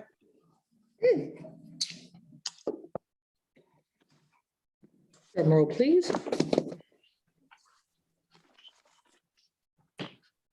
All ready for that. You can go on to that slide. Thanks, Keith. And this is a workshop. We're not. Workshop. William Waters, Community Sustainability Director. Based on what has transpired over the past couple months, there was an interest in talking about the Lake Worth Beach development context. And so marrying together what I've heard over the past almost 11 years about the important aspects of what is important to the city, came up with this little topic, marrying historic, cultural, and environmental sensibilities with economic, financial, and market forces to foster an overall sustainable city. And with that thought in mind, I was like, we might be able to help walking through that conversation. So if you have a next slide, please. So in 2014, we put together a brochure that was, and I'll go over what was put in place to do that, to give people an idea of what our new land development code and comprehensive plan would do. And it was entitled Envision. Envision what can happen in Lake Worth Beach. Go to the next slide. Taking also into consideration that there's a great influx of people coming to the city, we put some numbers together in doing our comprehensive plan that was updated in 2017 and saw that and heard from a number of neighborhoods that Lake Worth Beach was a community of neighborhoods and that we were the perfect bedroom community with several larger metropolitan areas and that our economic development driver should be trying to attract the broadest array of new residents we could in the city, providing a wide variety of different housing types and typologies at varying price points. So we ask ourselves, was Lake Worth Beach ready to take on having new residents come in? And at this point, I think it's over 1,100 a day moving into Florida. Next slide, please. So we're looking at our efforts to attract those millennials, retirees, and for us to be a location of choice for live, work, learn, and play. We've also expanded that effort to include younger people, the Generation Xers, and then also active older retirees from a variety of different ethnic backgrounds, because we want to try to keep our community culturally rich, diverse, and interesting. And Mr. McBoyd and I talked about how it's flavorful with plenty of flavors versus one Lake Worth Beach flavor. Next slide, please.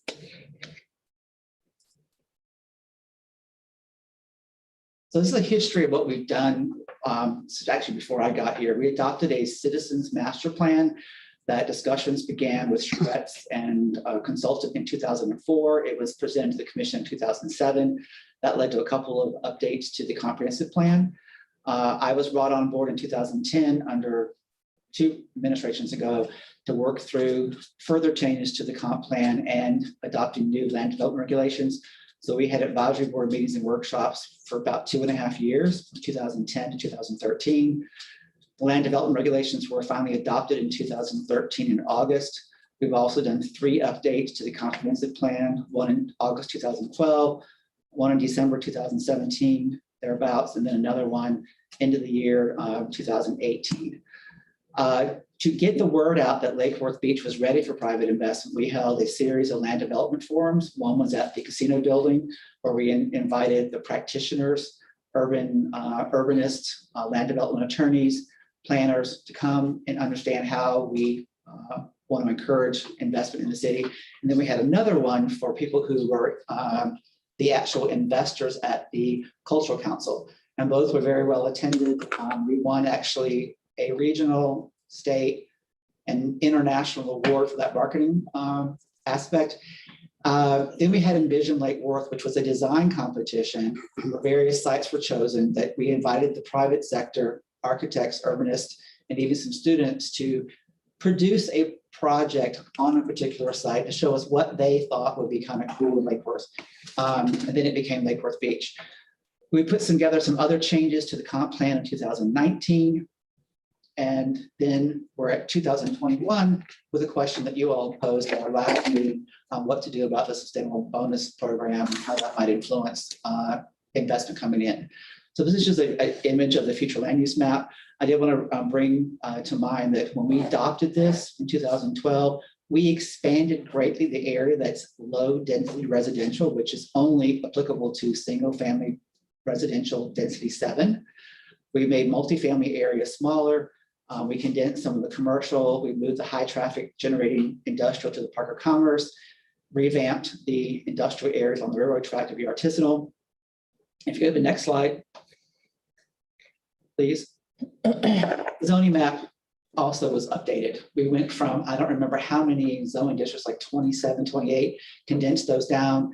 And so you can see the major thoroughfares are where the darker colors, red and pink are. That's where we encourage higher density and intensity. And all the beige and the yellow is lower density residential, either single family, 2 family, 14, which is the yellow, and all the other color, which is sort of flesh color in this slide, is single family residential, which, like I said before, those areas got bigger, recognizing that those were neighborhoods that wanted to be intact and had a predominance of single family residential in them.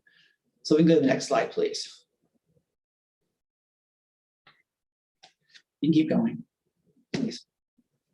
So you can buzz through all of these, Keith. So we put together also words that described what was Lake Worth Beach. And one was to preserve these their neighborhood patterns.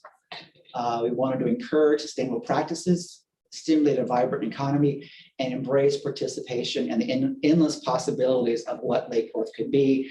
And we've been marketing that ever since 2014 to what appears now some success in the past couple of years, as we've had more development interest than at any one point in the time history that Lake Worth has been around, as far as I'm aware, which has now brought us to this point.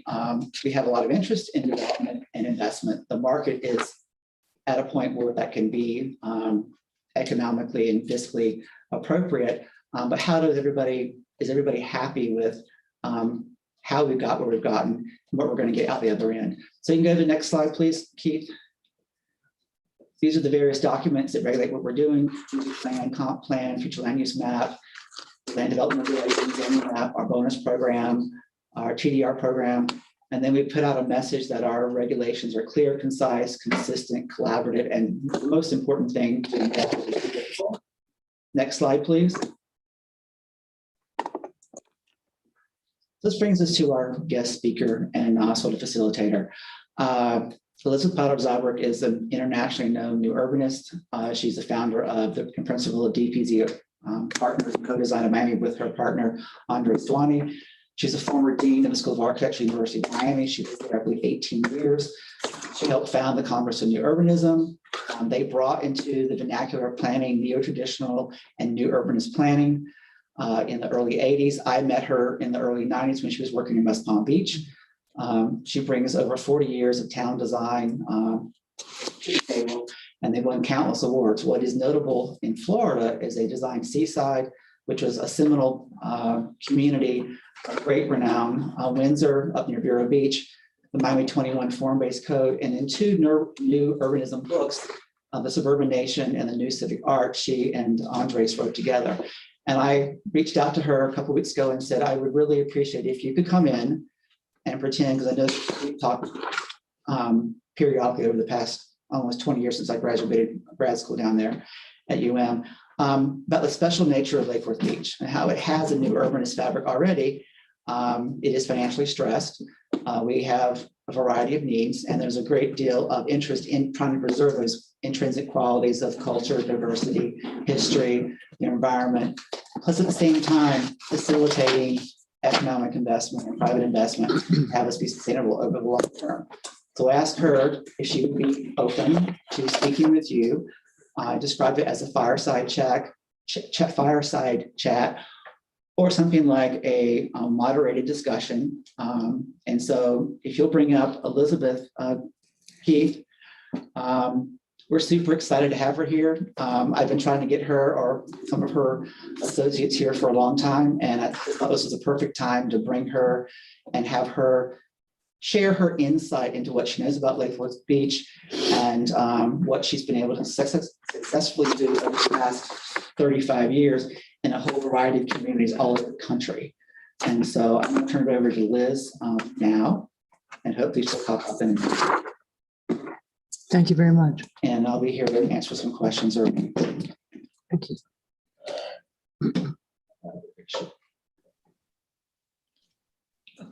Good evening. I hope you can hear me. If you can see me, I am in the dining room of my 1926 house in Coral Gables, which when we purchased it many years ago, as William said, everything was many years ago. Nobody wanted historic buildings at the time, and much has changed since then, of course.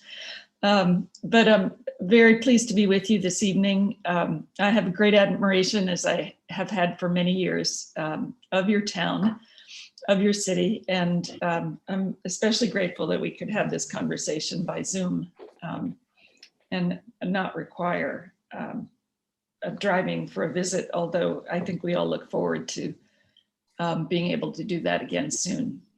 And so, really, I'd like to be a resource for you. It seems to me, after conversations with William, with some of your staff, and over the years, I've known some of your residents as well, that Lake Worth Beach is in a position, like many communities that I have worked with or that my firm has worked with, in which you're seeking to balance preservation and conservation with development, and the often seeming to be opposing forces of those two desires. And so,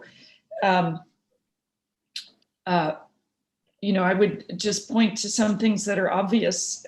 Certainly, it comes out in some of it comes out in William's presentation. On the preservation side, you have historic districts that seem to be much, very much desired or supported by your residents. And that's always a healthy thing. You're seeking perhaps more mixed density, but that you have a certain amount of that already. That perhaps part of that mix is something we call the missing middle, which is a kind of middle scale that mediates between single family houses and the larger developments that development and finance seem to be promoting, as well as any municipality's desire for revenue. I should say some of those pressures on the desires for preservation are particularly acute in Florida now. We read about it in the papers every day. And so, one of the difficult things to reconcile is, how do you maintain the character of a place, enable people to stay who've been there for a long time, while you invite new people in, and those might be just visitors, the tourists that are such a mainstay of our economies, or new residents.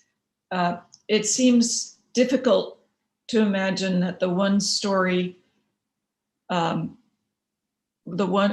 town or a city made of one-story houses and a little main street of one-story retail could maintain itself in that form anywhere on along the Florida coast. And I think that's just one of those that's probably worth discussing. On the development side, I'm aware that you have been developing housing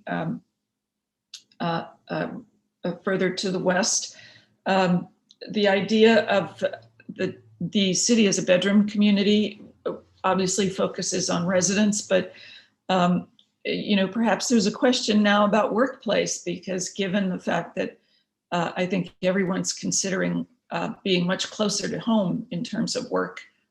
Some people may stay at home working, or maybe it's just the last year has brought to our attention that having workplace close to home is desirable. Retail, which is always important, the lifeblood of a community, is a problem these days that's worth discussing.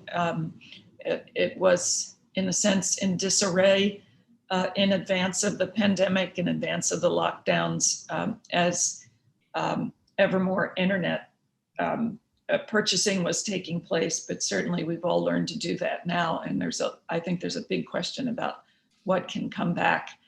And perhaps one of the advantages of a place like Lake Worth Beach is that it's so, let's say, appealing to local retail, but local retail needs help.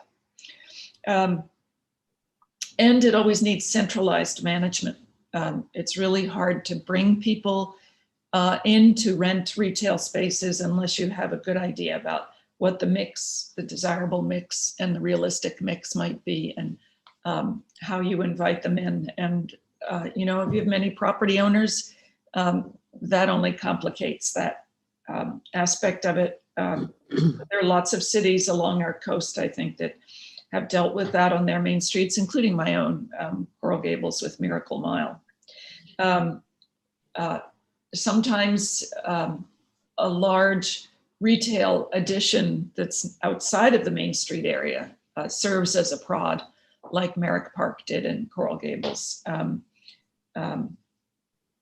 so it's interesting to look at those things. Parking may be part of that retail picture and the Main Street issues, because it always is. It's kind of the first thing that anybody worries about or thinks about. It's costly, or perhaps it should be. And we've had a certain amount of experience working with towns where addressing the parking, how to get more on the ground, on the streets, less in parking lots, or how to make it all more efficient, and then make it available to developers so that they don't have to build their own parking in a new way, was an effective strategy to get things going. And I'm referring to Naples, Florida, where we did some work a number of years ago that was a kind of restart for their Main Street. When we look at existing places, really even new and existing places, we think of three kind of tools that you have to work with. You, the City Commission, are, you're in a sense like the developers and managers of property, even though it doesn't all belong to you. And those three tools are design, policy, and management. Management is the first one. We tend to take that for granted these days in the US. It means keeping a place clean and safe, and also programming activities to bring people in. So the part we take for granted is clean and safe. There was a time in American towns and cities in my working career, not so long ago, even 2 decades ago, when safe was not a sure thing, and not being safe was keeping people out of downtowns. But we've taken care of that, I think, to a large degree, and you have it, as I've been told, in active programming of activities that bring people downtown from time to time in larger numbers. It looks like from that list of things that William showed you early on today, that the policies have been set up to both preserve the areas you want to preserve, as well as encourage development in the areas where that's desired. And that leaves design, which may be one of the things to examine, because I think you may be at a point in which people are disappointed in some things that have been built. There's a lot of building going on in a kind of, there's a lot of money being spent on design in large buildings, let's say, large civic buildings, large residential buildings, the kind of things you see in along the coast, the high-rise building. But it's very hard to see quality or to find quality in the kind of normal everyday architecture of residence and shopping. Not for lack of trying, I would say, but maybe for lack of expectation, you know, that nobody's just asking people to up their game in that everyday building of housing and shops. And so maybe that's something that could be talked about. So anyway, let me stop here. I know that some of you are new to the dais, and so perhaps you just heard a series of new things about your own city in terms of the background that's that brings it to where it is now. And I would be happy to try to give, while you have a wonderful inside perspective from your own staff, if I can provide you with some perspective from outside, I'd be happy to do that. Thank you for being with us tonight. I'm Betty Rash, I'm the mayor, and the commission welcomes you and thanks you for your time tonight. You know, we are about to start a process of visioning for the city for the downtown. The city has purchased some property downtown, so we have an opportunity to design it and make it appropriate for our place. When you talk about retail, retail is we have a situation where one family has purchased a large chunk of our downtown. We only have about 4 blocks really of from Dixie to Federal is really our downtown. And one family has purchased that. So when you talked about multiple owners, I was like, oh, I wish we had that problem. But they've purchased it and we don't know what their business plan is. They seem to not be troubled by the fact that their places are vacant. And I also think about, you know, do you have any insight into the future? How do you what do you do about retail? I mean, what do we do with these storefronts that are 100 years old, that are, too many of them are empty? And I'm just wondering, in your research or your experience, what gems of wisdom can you give us about that? Well, you know, I think I wasn't aware that it was largely owned by one entity, but I think that that has certainly its advantages because that kind of centralized management is then possible. That is, it's much easier than with fragmented ownership. And, you know, retail actually benefits from being treated a bit as if it were a mall in which somebody is looking at what should be there and how it all relates to itself and integrates. And so, you know, on the one hand, that's a big advantage. On the other hand, you want to make sure that the vision that the owners have coincides with your vision and your community vision. And so I think it behooves you to start having conversations as soon as possible about that. I would point out when now I know that you probably don't want to be compared to other communities, and I'm not intending to do that. I'm just giving you stories from our experience. But when we first started working in West Palm Beach, and this is over 20 years ago, when we started to work there was a single property owner came in and said, you know, I think we're going to make this into an outlet mall. We're just going to, you know, it's a hopeless situation, and you know, that's our best bet on it. And a series of kind of public discussions about that, and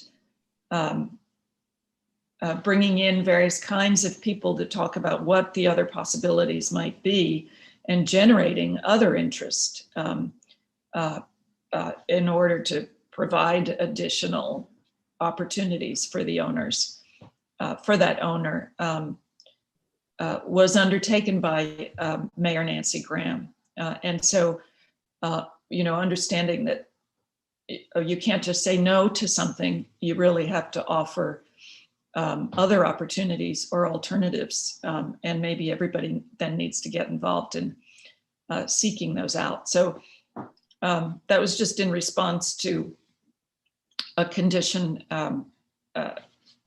in which something was being proposed that people were unhappy about. But you don't know that here, I suppose.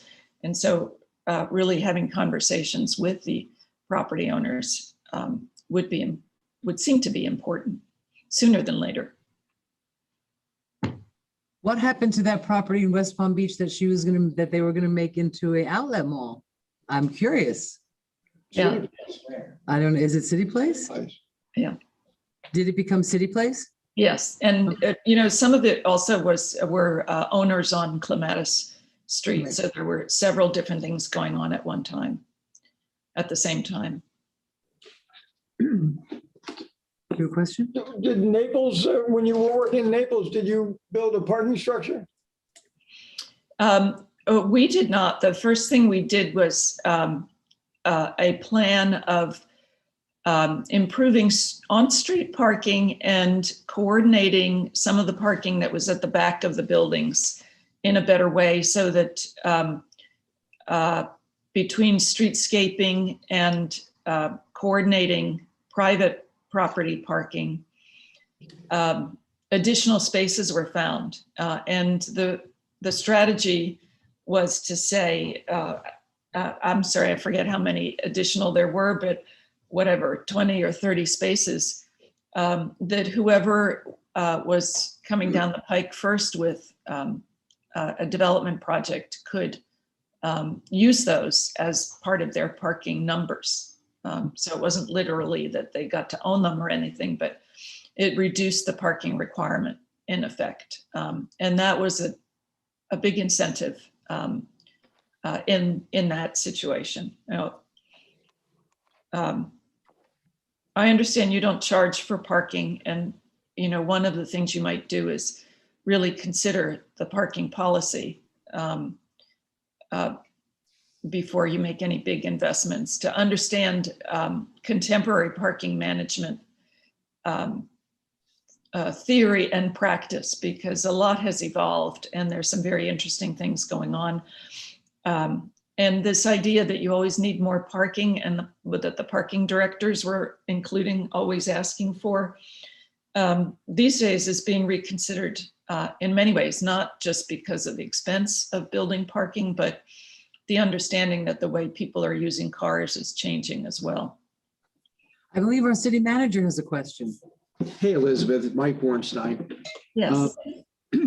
I remember when you were in West Palm, I actually lived in the Northwood area, and when Nancy Graham was there going through with what to do with Clematis and Rosemary and all the whole set of issues. One of the things that always struck me was during that period, there wasn't a lot of residential in the downtown area at that time, which has changed dramatically over the years. And one of the things that's seemed to be the case here in Lake Worth Beach is the discussion over density and intensity as a need to make sure a community is sustainable. So you have customer base for businesses, you create an economy, you create jobs. But how do you balance that with the need to, there's a real sense that there's a uniqueness about the city, and you don't want to kill the goose that lays the golden egg. And I know you've grappled with those competing interests, which seems to be some of the problems and conversations we're having right now in the city. Do you have any thoughts on how to work through that? Well, I think you mentioned there are 4 blocks. That in one way is, by the way, ideal. A lot of Florida towns and cities are faced with endlessly long corridors that they're trying to revitalize, and 4 blocks is probably a great length, because it's a walkable distance, it's a limited supply. At some point people are going to want to be in those 4 blocks in a way that maybe they do not yet. But that said, the reason I bring that up is because it's a question of scale, I think, responding to the city manager's question, that you have very specific sites. They are of specific size and specific location, and you really can study them in a very specific way, in such a way that you can test the options and say, you know, what if we do this? What if we do that? This, we need more here, but maybe we can do less there, or in some way where you don't just open it up and wait for somebody to follow the rules, but in which maybe you model it out and say, let's look at 3 different scenarios here and discuss them, both in terms of what they feel like to the residents, but also, you know, what do they mean to developers and bankers who, you know, or the finance community, you know, who have their own kind of standards. So maybe modeling some of that out in some way to enable the discussion would be good. You know, I think one of the things that's often difficult in a situation like this is that it's either the staff or the city, the elected leaders are placed in the middle between the implementers who become the bad guys to the residents, you know, on the other hand, who are putting the brakes on. And that's an untenable situation to be in. They need to be in the room together to understand each other and to see really what is possible or what is not possible. Commissioner McFoy has a question. Thank you for helping us out. I've also followed your work for a long time, and it's an honor to have you sharing your experience and thoughts. When you mention modeling it out, are you thinking, and I really liked what you said about, you know, what does it feel like to residents, and how does it work for bankers and developers? Because it has to work for both, ideally.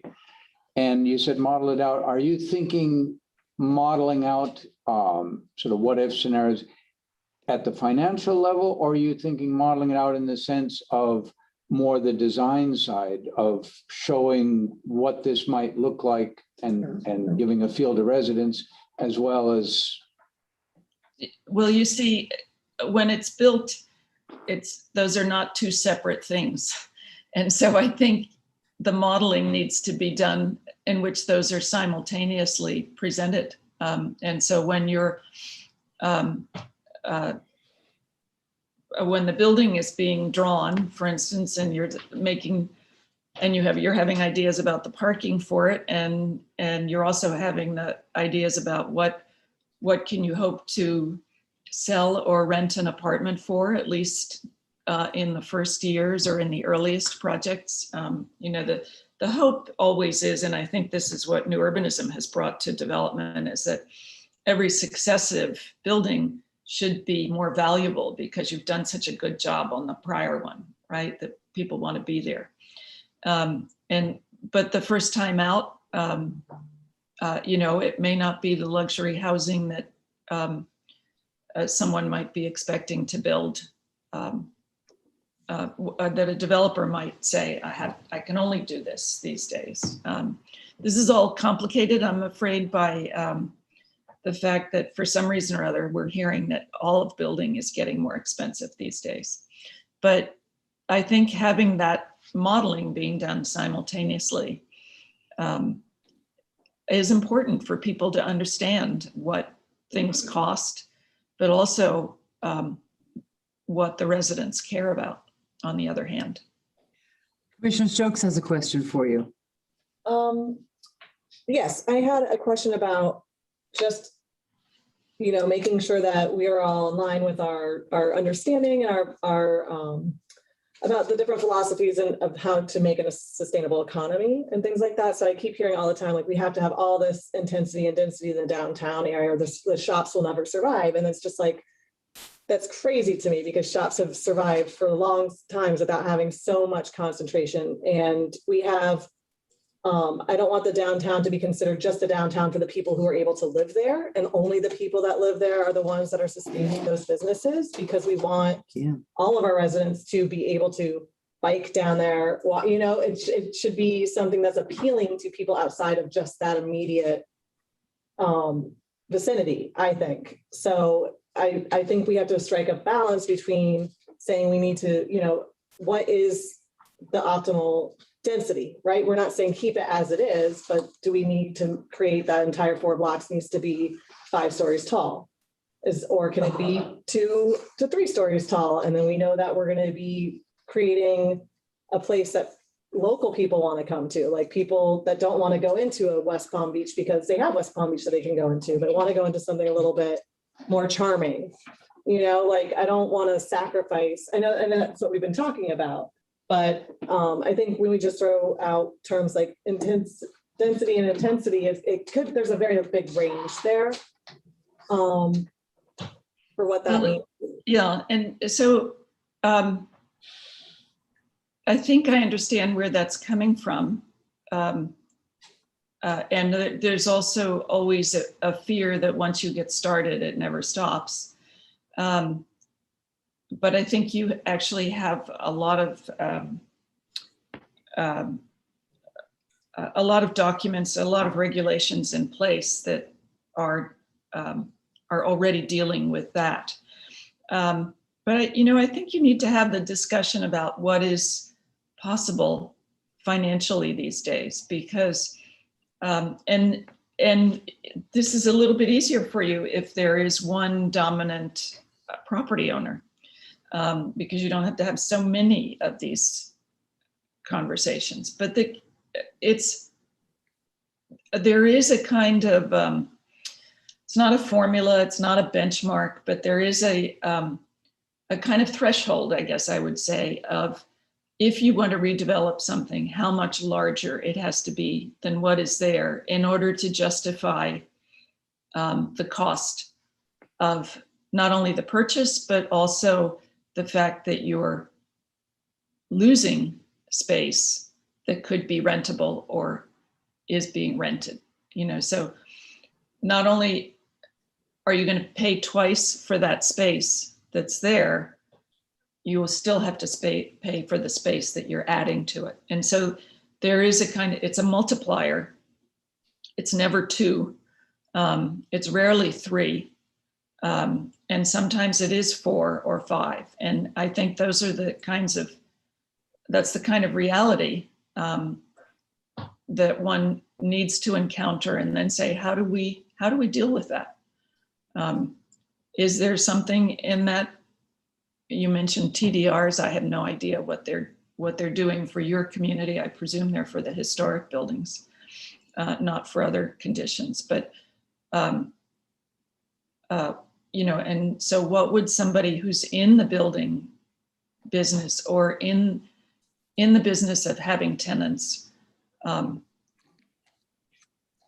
know, and dealing with real property prices today, what would they be saying about what that multiplier is? And you know, I don't think you need to just believe somebody coming in and saying, no, we need 4 times what's there.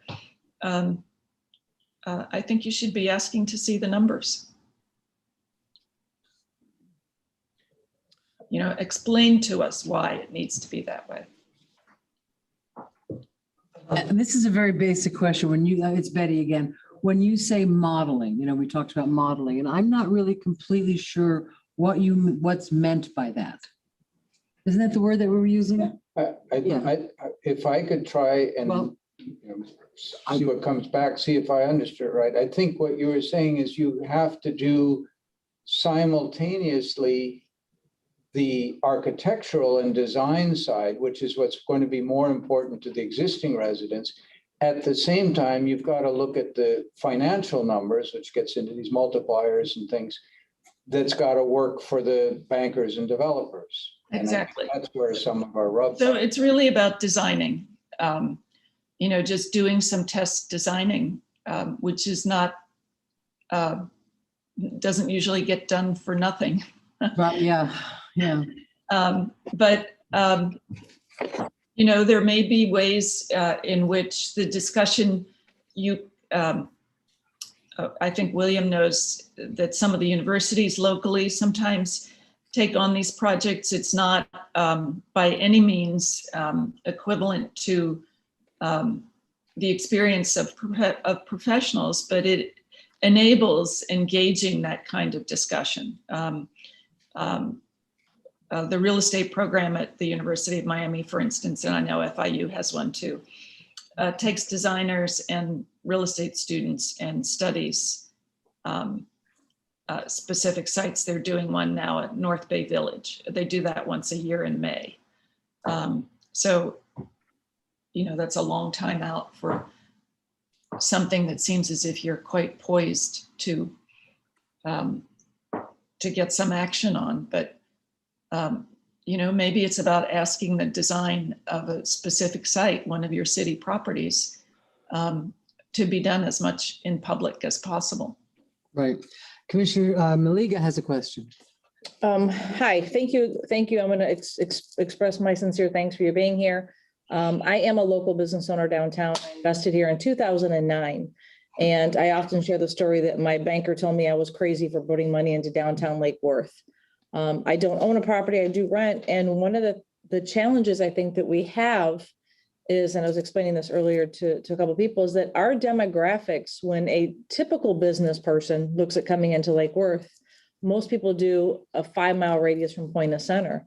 Well, when you take out half of our point of center is ocean, and then another 30% are snowbirds, you know, our true demographics aren't there. And I'm really hoping that the next census helps to bring the right businesses into town who really look outside of the typical demographics that people look at, right? But when you're talking about the modeling, I don't know if, William, do you have the Envision thing with you? The pamphlet? In the Envision pamphlet I was looking at today with William, it does show site 1, 2, and 3. And I think it's the samples of this modeling that you're referring to is in there. Now, not to say that these are the exact drawings, but is this what you mean when you reference? She's meaning more than that. She's meaning more than that. No, you're meaning more than that. I mean, in regards to the financial part, but like here's site 1, 2, or 3 for us to put out as a city, options 1, 2, or 3. This is something that the city has looked at. Am I putting that together right? Your question, that's the modeling. So this would be the modeling, because here it shows a breakdown in the density, the increase, and it gives, you know, a black and white. I don't know if everybody's seen this. You want to pass it? I've seen it.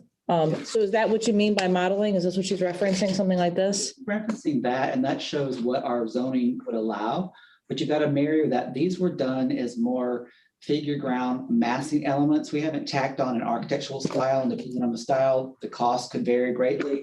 And we haven't tacked in there necessarily what the cost of construction and the return on the investment might be. And so with some of those sites, you know, option like site 1 to make any money. Right. Another one, option 1, that gives you an indication of how modeling could start.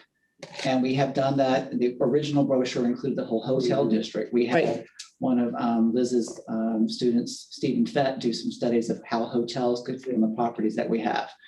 And that encouraged the first initiation of investment in or interest in the Gulfstream Hotel. And now we have another group that's interested in the Gulfstream Hotel, but that's a piece of it, but not all of it. But see, I think that this is a key to what we're trying to do by getting together with the community and the investors, is putting together options 1 through 5. Yes, it's expensive, like you said, it costs money, but at least this way we've given some guidance to potential investors, potential people looking to bring the money to the city. That's the process we're. Yes, but I don't know if everybody in the community knows that we've already kind of started. It's pretty dense. I mean, those are fairly dense. Well, one's only 2 stories. Well, I mean, it gives options, is my point. Oh, I did not see your I light. I'm thought it sorry. was just left. You were in the way. Robinson has a question. I have a lot of questions. I appreciate your time tonight. Thank you, really. The conversation about parking and transit, the cost of paying for parking, does that all have to go to parking, or can it go to, is there ever enough money of paid parking to go to transit, as in minimal transit. Like a circulator or a freebie or something. Yes. Yeah, I'm not equipped to answer that question, but there probably are people who are, and also understand what other sources there might be for those things. You know, there's been over the years, interestingly down here, some time ago, the cities started instituting trolleys. And I think some of that may have been a county transportation tax. But when I think it was temporary, when it disappeared, they kept doing it because they understood that it was an important service. Coconut Grove developed something called a freebie. I don't know if it's still running, but it's it's like an enlarged golf cart that you can call on to bring you in for dinner or whatever reason you might want to. And so, it might be useful to you to have somebody who could come in, much in the way that I am here this evening, and just have a conversation with you about those individual topics. So what's going on with the retail world? What can we hope for? Maybe one thing, I would certainly coordinate that with the property owners. Parking, maybe that's somebody coming in from where there are parking authorities, and some of the parking people have their finger on the pulse of how that's changing. Coral Gables has a very interesting parking director who's, I've always been accustomed to working in towns where the parking authority or the parking manager is always asking for more spaces, and he's the first person to tell you that they actually have too many, and there are better uses for that. He thinks there's going to be better uses for those spaces in the future. So maybe getting Kevin, it's kind of late, I'm sorry, I don't remember his name, in just to talk to you about, what's going on. Or even there's some great new urbanists who are experts on parking. Donald Shoup's books on parking have famously, I think, carried on part of that discussion. But the understanding of what it costs you, what should it cost people, that it's important to set any public parking up so that it serves customers more than employees, who sometimes take up the space that customers who want to run in and out, and therefore prevents customers from doing that. There's a whole world of parking that could be worth exploring. So can I ask a simple question? Is what's a better return on investment? And it isn't a simple question of parking or transit for the return on our city's investment. And it's not a simple answer, and you'll get both. You'll get priority for both, and so I think we're still at a phase where people are doing both or trying to do both. Transit might also be bicycles. It should be mobility is the key issue. And how do you diversify it so that it's not only cars, I think is what you're trying to do. Yes, thank you. Okay, it's Kim Stokes again, and I just wanted to shift it a little bit towards, I know you mentioned at one point about, I think someone did, just our interest in making sure that the people who live here don't end up getting pushed out in this process. So I know that's probably a concern to everybody, but I know for this particular group is a huge concern for us as we're starting to see some of these bigger developments go up along our Dixie corridor and the western part of our town. And you did mention something earlier about each successive building will be more valuable than the previous one. And I'm just having a hard time trying to picture how we can create these new developments and increase value of those properties while not pricing out people who currently live in the city, because when I think of the city, I think of the people who live here. I don't think of the city as like a business that I'm trying to like grow economically. If we grow it economically and it's not serving the people that live here, it seems to be kind of at odds with its mission. So like, how do we make sure that those people have a place to go that they can still afford while we're doing this? Yeah. And so that I think is probably the $64,000 question everywhere in Florida these days.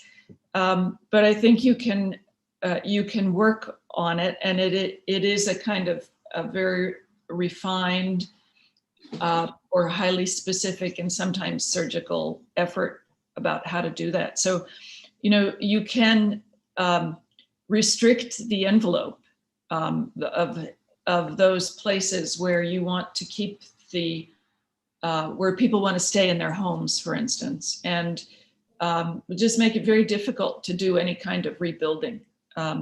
Because after all, the most affordable housing is the housing that's already there and is not increasing in value, not increasing in tax value, or not being desirable to someone to come in and take it down and start over, right? So, maybe you try to do a certain amount of that.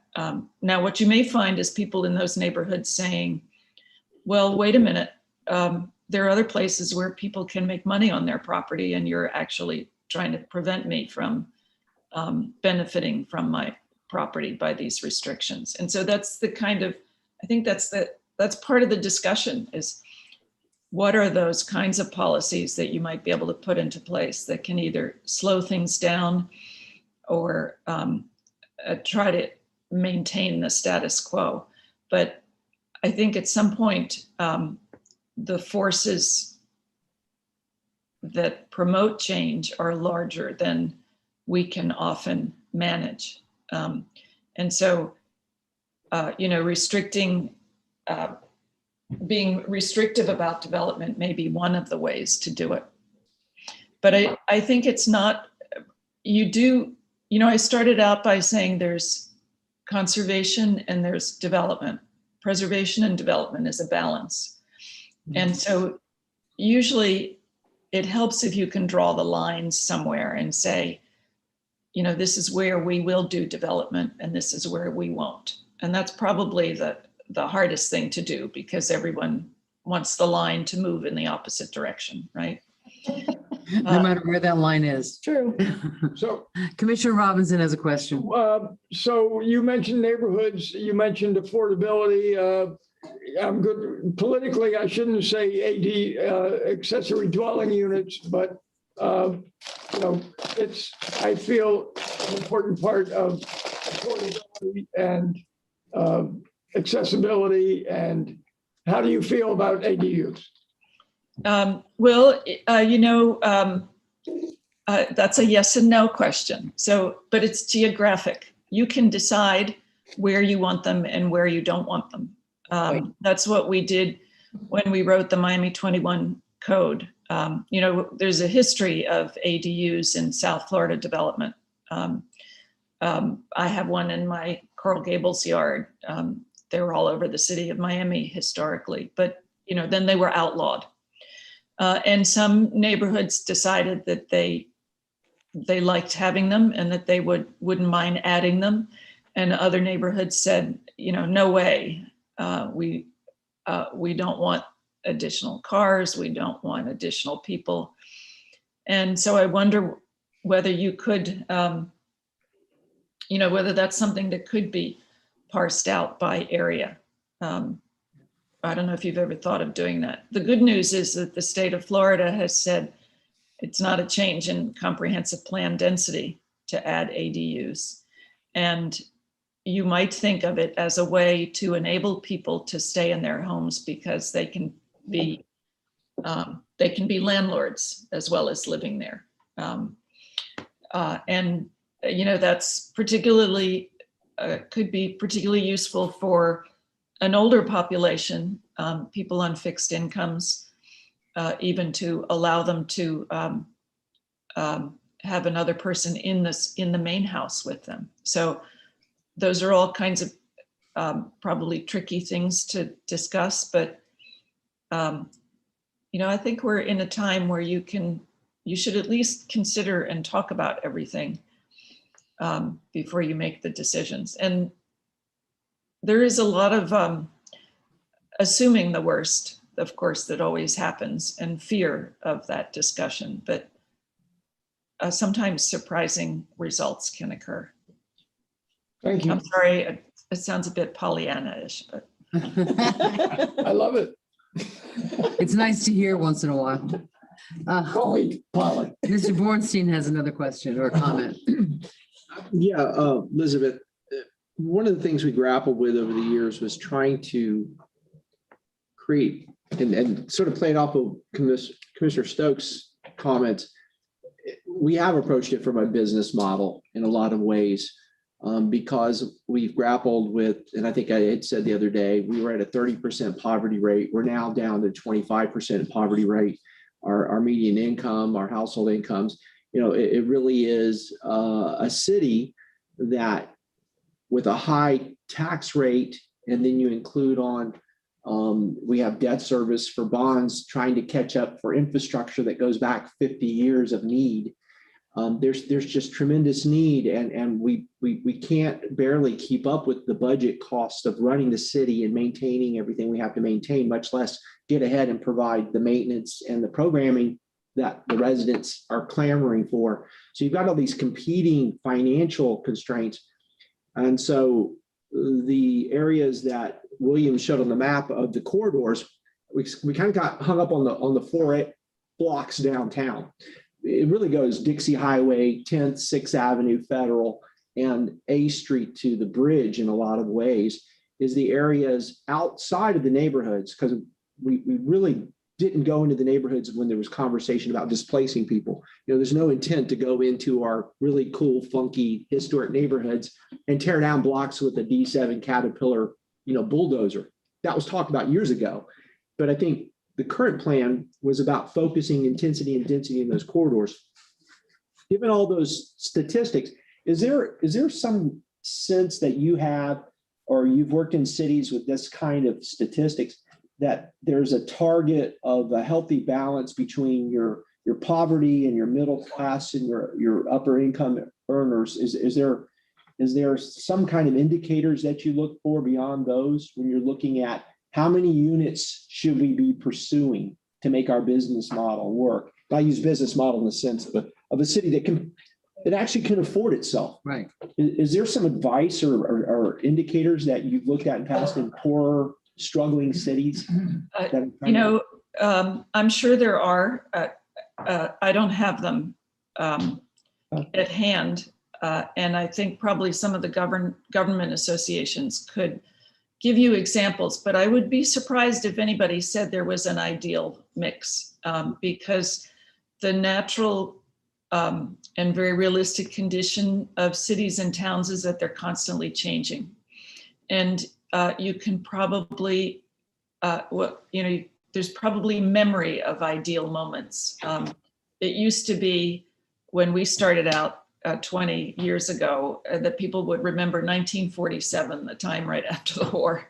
I don't know what people are remembering now as the best time in their town, but the fact of the matter is that the change is constant. And you're the city manager and the elected people and also the property owners. It's really,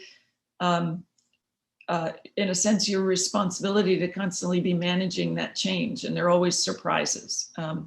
But I do think that probably a mix of, I don't know what it looks like statistically, but you have a lot of single family housing. And yes, I do see multifamily along the corridors, but perhaps there's a better way of distributing that. And one of the things that we think about as new urbanists is that if one day you do want to have people using transit more than cars, then you might identify where would those nodes be that, where would the transit stop be that people could walk to? These are the famous 5-minute pedestrian sheds. And would it be worth taking some of those corridors and rethinking them in terms of some nodes of density, which yes, would intrude into the single family neighborhoods, but there would be a reason for it. You know, it would be happening at this intersection. And your downtown, your Main Street is really one of the main places for that, because I think when you start looking at the other areas, you're going to say, well, there are no real intersections here. It's linear. It's the coastal north-south line, right. And there's really only one main intersection where we could hope to either access the big train, the regional rail, or even access other destinations, whether it's workplace or higher densities. And so, but I think laying that kind of idea on a plan would, I think, bring a lot of clarity to the situation and say, you know, what are those nodes? Where can they be? And I think you might find that you're small enough that there's not a lot of them, and that, you know, there's a logical one, which is where your original center was.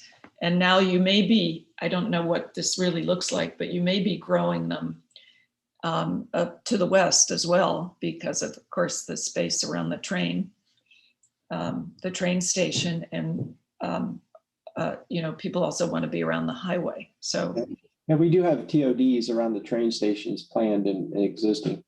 So, yeah. Thank you. Commissioner Stokes has a question or a comment. Yeah, I was just curious about other developments or things that you've seen that might have more of a wide range of like a mixture of like affordable housing with maybe workspace with market rent, where it's not all just market rent, or workspace and a little bit of, you know, workspace and market rent. Because my biggest concern here is that, well, like, I'm not a chess player. I wish I was, like, trying to think 3 moves ahead, but I see right now we have a lot of places that are affordable to live in, and we do have a lot of poverty, but as our property values keep increasing and as we keep doing these newer projects, the places that are currently affordable for people, I feel like are no longer going to be affordable. People will be buying those out. They're going to see the value of those properties. And we want to see people invest in their own homes and improve their properties for sure. But I just want to make sure as that happens, you know, are we planning for a place for people to go to?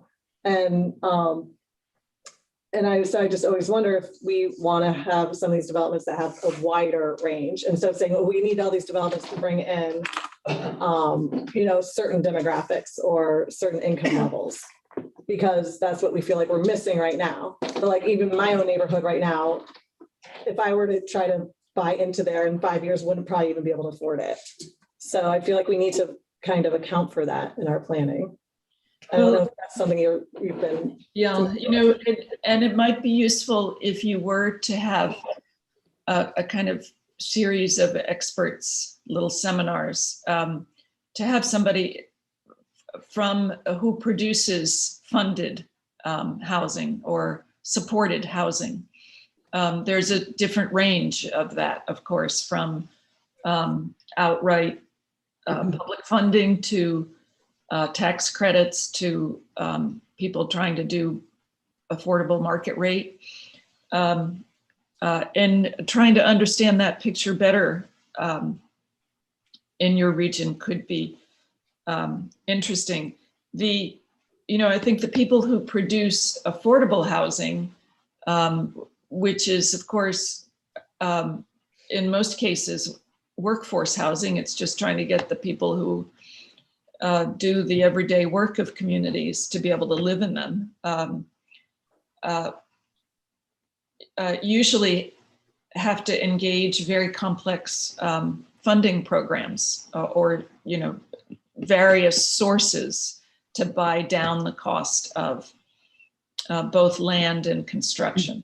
And it used to be that the land was the expensive thing, that the construction, if all you could do if all you paid for was the building, that then it could still be affordable, market rate affordable. But I think that even now that's probably close to impossible. Maybe people are doing that with very small projects, but in that case, they're not big enough or complex enough to get any kind of supportive funding for what they're doing. You know, they're just trying to work within a very tight market. So, you know, there are a lot of articles now about land trusts and trying to buy at current value housing, you know, the small apartment buildings that you might have scattered in the neighborhoods, and setting them up for a more expensive future by, you know, the programs that land trusts can manage in terms of, you know, allowing people to buy the property. They can buy and sell, but the inflationary value of those places is managed by the land trust. And so there are strategies like that, but it's not easy. It's very, it's a big challenge. So can I, the incentives, you're saying that the larger the project, the more incentives they need? And, you know, is there a formula for how much or too much of an incentive for a community, for the government to participate in? No. Well, you know, if you look at the typical affordable housing project of 200 units or so, I think you probably have some out west, I'm not sure. But, you know, if it's a related project, the related company, for instance, or Gorman, we've worked with Gorman, who's a little bit less well-known, but has projects in Florida. And they did a beautiful project in the Keys in Marathon called Blue Water that we designed. There is a kind of minimum number of units that justify the cost of going after the tax credits and doing all the effort, the pulling together the 5 different sources of funding, and then having a manager on site, which might be required, and so on. And so there are kind of optimum thresholds of size for various kinds of production. And, you know, I think probably there's someone who could give you a seminar on what those might be. There is you know, I'd be happy to recommend somebody from the Gorman Company who could just talk to you about what those things are. But if you've had someone already working in the city, maybe they could do that for you. Commissioner Maliga has a question.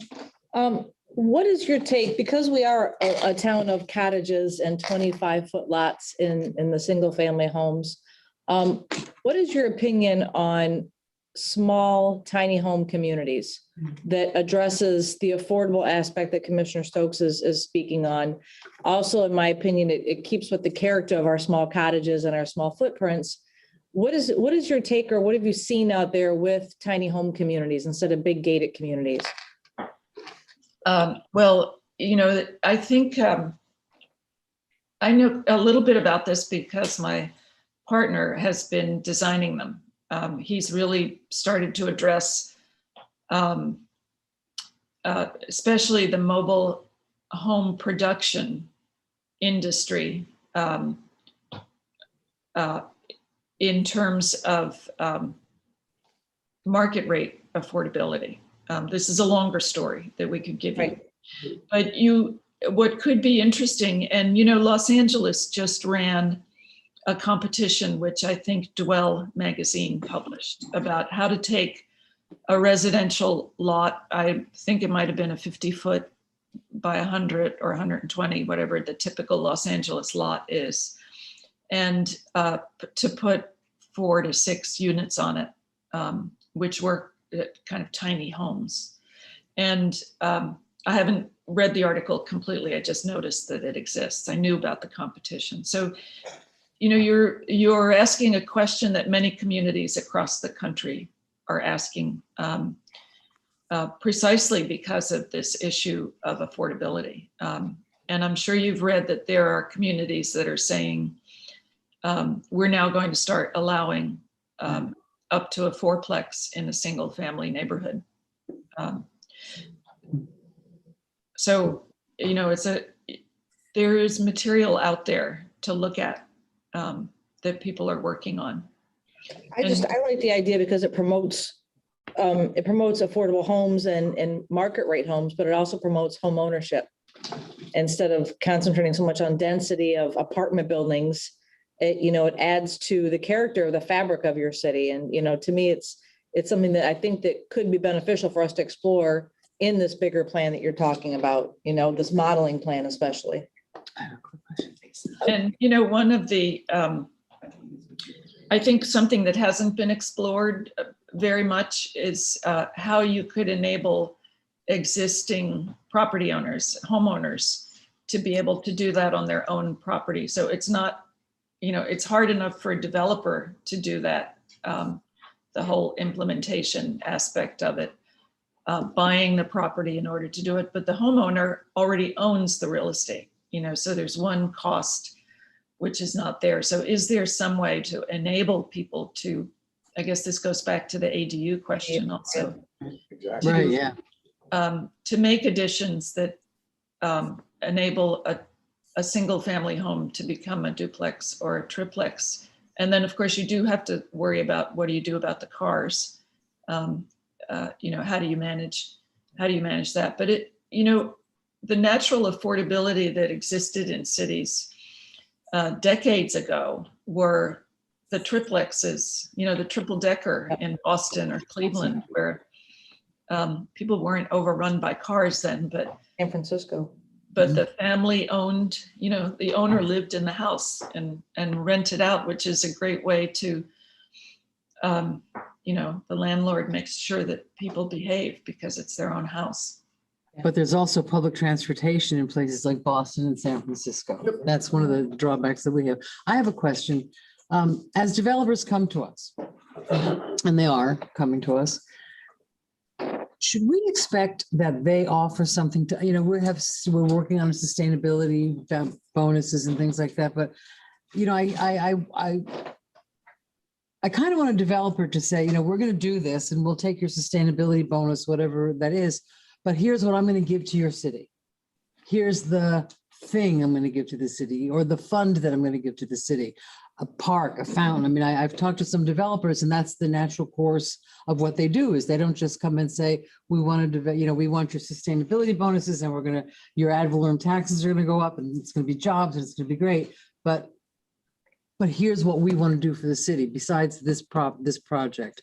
And I've spoken with now a couple developers that have that. That's part of their process. It's not just what we're going to get from the city, but what are we going to bring to the city besides that project? Is that something that might be unrealistic to expect? Did I talk to extraordinary people? No, but I think you need a legal opinion on how that is managed, and how that is, how you do that. So in Miami 21, we had a base height and density that accompanied it. And we didn't change the density, but with additional height, because everybody was reaching for views. This is in the high-rise areas. That could be achieved through something that which we called benefits. And it was a series of things that could be called on. It's a program, you can look it up. Some of it was providing affordable housing, thinking that you could provide the affordable housing in the lower floors of a tall building. That's something else to discuss, because I'm not sure that worked, but it could also be on another site.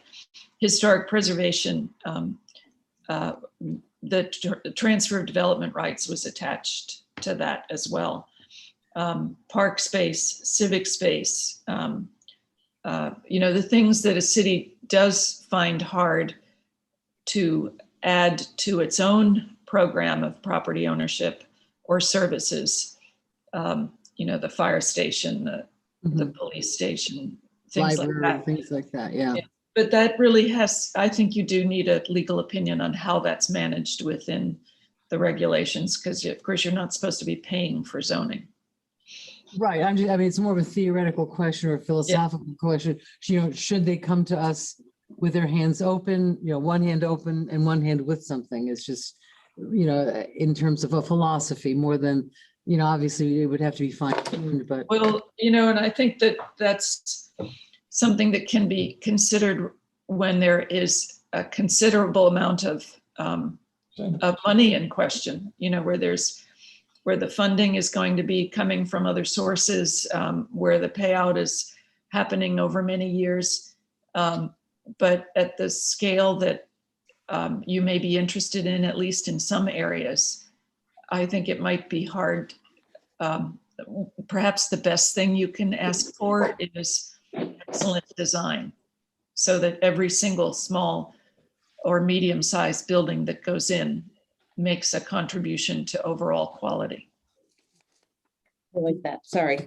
I want more than that. Commissioner Stokes has her light on first. Yes. I just want to make a comment on what you said, then I have another question based on what Commissioner Malega said. And so I think what some of the hard things for me personally and other people in the community is when they see us incentivizing these larger developments and we say, oh, but you're going to get something back in 10 years when they start paying taxes. Right.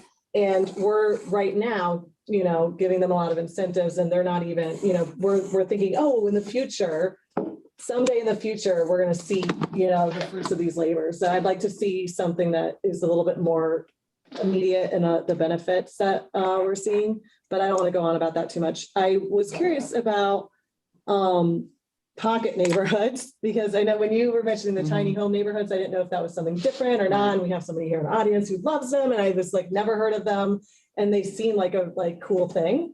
So I didn't know if you had any experience with those or anything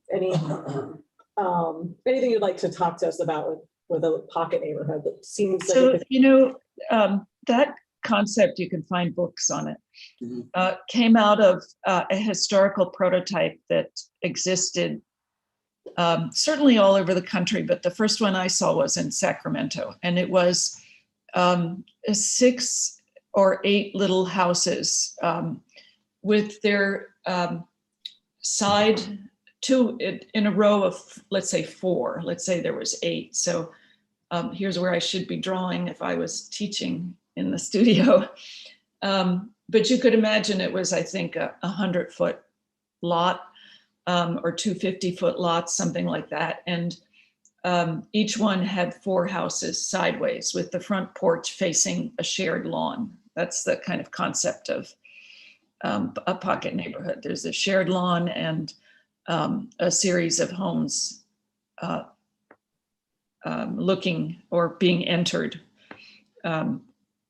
often with a front porch off those lawns. And we've built new ones successfully in our new communities. People really love them. And especially the one I saw in Sacramento historically had seniors, had single people living in them. And the beauty of them is that when they are at the street, it looks like one house, but there are actually 4, right? 3 behind that. There's a little court in Palm Beach that looks like it's from Bermuda, just 1 block north of Worth Avenue. It may even be called Bahamian Village. That's made that way. Very narrow space between the buildings. Root Trail? Is it Root? It sounds like Root Trail. I'm not sure. Anyway, you may not want acres and acres of that, but allowing a certain amount of that in various places could be, you could say on a corner lot, it's easier to do something like that than in an interior lot, for instance, or there are various ways that you could scenario those. But so yes, and there's 2 kinds of people who need affordability. People living alone, often seniors, and large families. And so that some of these things like the cottage courts can take care of the smaller the kind of smaller households. I think the trick is finding open property to put them in with people that are willing to do it. South Harbor Highway. But, but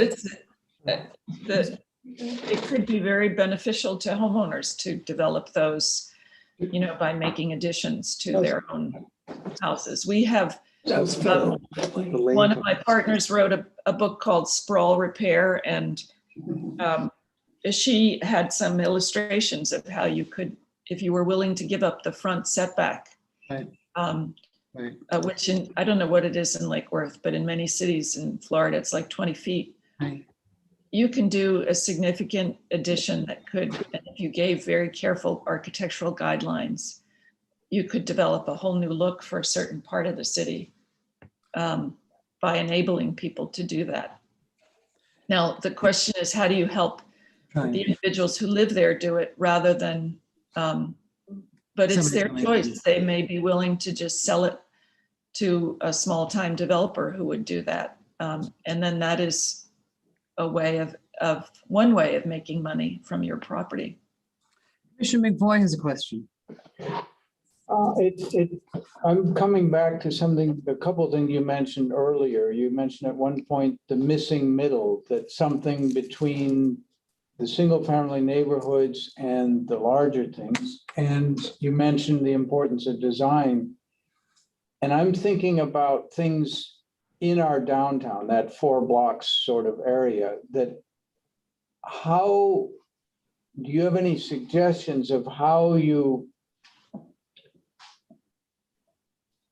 do a new development or a new building, a new structure that doesn't lose, I mean, it's obviously going to be new construction, but doesn't lose too much of our existing character, our grittiness, our flavor? And is that, in your mind, all happening at the design level? Or are there ways that we can help promote that? It probably happens in design and policy. If you think of those 3 things I told you about: design, policy, and management. And, one of the things you may want to look at, but it's an experiment still, is a place in Miami called Wynwood Norte, which is the north part of Wynwood, north of the kind of heated up redevelopment area. And it was for many years the Puerto Rican Landing neighborhood in Miami. And it has it's a very mixed: bungalows, ranch houses, and, small apartment buildings. And the city has instituted a kind of a special code using the using their zoning code, which in fact invites single and double lot redevelopment. Things that would fit if somebody wanted to stay in their single family house there, much as you might see in some of our older neighborhoods, single family houses next to a 4-plex or next to a duplex, which predates zoning, most likely, back in the 1920s. And so, and there are certain things they are trying to do. One is, first of all, restricting the width, so you can't do a whole block. It's going to be small scale frontages. Second of all, if you are doing certifiably affordable units, that you can go up to 4 floors. Otherwise, there's a 3-story limit. And it turns out that, in a sense, the historic model for that are the Art Deco district buildings in Miami Beach. The single lot wide, for the most part, small 2- and 3-story apartment building. And how those are built without elevators. There's 1 stair. Sometimes they have 2 stairs.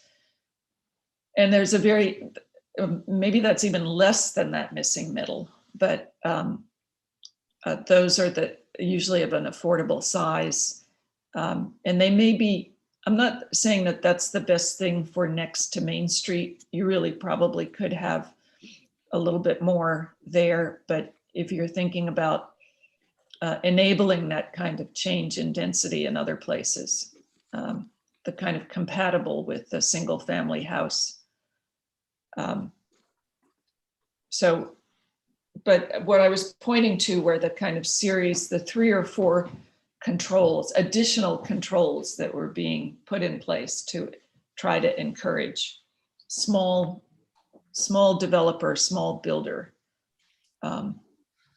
building. Any other questions?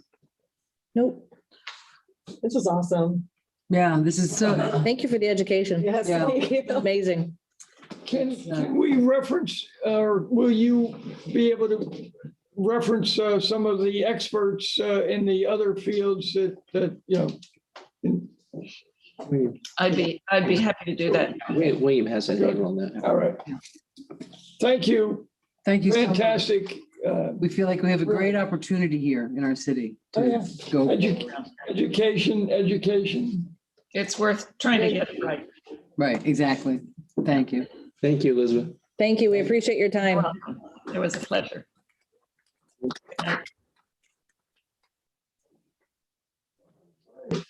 So are we gonna ask, what's Next. I'm going to talk about a little short, because many of the things that Liz mentioned, we already have in our code. It just hasn't manifested itself on the street. There are several smaller triplexes. There are several quadruplex in the historic district on a corner. It does take into consideration some of the things that she was talking about. We have blocks that are already set up to facilitate many things that she's talked about. We have, they're a block deep. We have multifamily 20 from First Avenue South to 2nd Avenue South. We have multifamily from 30. And then multifamily 20 from 2nd Avenue South to 3rd Avenue South. And then it turns into SFTF 14 or single family residential. The same thing on the north side. I borrowed a lot from MA 21 that was being written at the same time as our LDRs were being written in 2011-12. So I would like write her and steal stuff because it was way less expensive to steal it than to actually pay for it. Oh, yeah. She just heard you say. And it was legal. Well, I mean, I went to school with it there, and she has an affection for Lake Worth Beach. And so we have a lot of things encouraging the developers to actually take a chance on that type of stuff. And I think what you're experiencing, and I'm glad you asked the question, Mayor, is that we've finally hit a threshold where there is an established successful project in the mid, and they're doing another one. And there are other projects coming in. So I believe it's totally appropriate to start asking more of the developer. And I like that you all agree to the sort of the compromise to have the sustainable bonus be half a payment to the city. And we already have the legal mechanism set up. And it was set up originally that way for you to establish the policy of how that money would get spent on an annualized basis. There'll be like a sustainable bonus capital improvement plan. The transfer development right program is set up the same way. It can be spent that one, since you're buying, the developers buying the development rights from the city's bank and not a particular area or anywhere. That infrastructure money can be spent anywhere in the city. Again, you have to establish the priorities for that. And there'll be money coming into those funds if all the projects get approved and they start being built. You'll have probably well over $1 million, if not more, in each one of those funds. Now, before getting back to Commissioner Stokes' question about affordability, affordable housing and workforce housing are set up in the sustainable bonus program.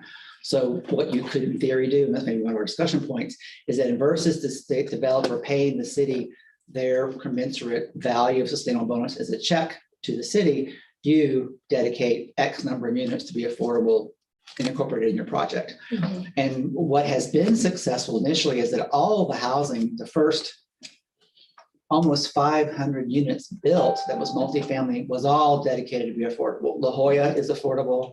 Banyan Court is affordable. Lakeport Village of Lake Osborne was not. It's not covenant. It's not covenant driven, but the company that built it is totally dedicated to affordable workforce housing. So our first apartment complexes that came out of the ground after the LDR were all affordable, much less expensive than the market rate of Palm Beach County. And so there's a lot that, she's brought out, and I can explain to you how our code actually facilitates a lot of that. I think where you can fall into a quagmire is that there's a contingent of the community that finds single family residential, single house, nobody else on the property, very sacrosanct, and others are more open. And we can try to look at legally how we could facilitate neighborhood X, which is single family residential, allowing ADUs, and another neighborhood Y, not. Right now, it's universally all the same. And we do allow ADUs in every single residential district except the SFR, but the SFR covers about 35% of the city. Right. That grew in 2013 with the new land development regulations. So, but you have a community that is intrinsically protective of its single family character. And so some of the things you propose work in limited areas here and there in the city. I'd be afraid to try to roll it out because we'll have a stampede on City Hall and I'll have. Yeah, not tonight. It's late. So, no, we can, and then we've already been talking about whether she would be available to provide some resources. We had a charrette program for downtown, a parking institute. Mr. Gibbs, who's a retail expert, has been to the city before. We have other plans we've adopted. And we can update some of that stuff, but our demographics are a challenge until we have more people here. And keep in mind too, that a lot of your land is already developed to a point that it won't get redeveloped. It might get approved. We don't have very much vacant land, especially downtown. Right. There's only going to be 3 or 4 or 5 projects downtown, and then we're done. Because a lot of it's in a historic district, and some of the blocks that are zoned or potentially zoned downtown are of a integrity quality that it doesn't behoove it being torn down. If it could be added to, like more little buildings or possibly L&M buildings being moved over to that property, but we really don't have very many clean or. It's not going to be Delray.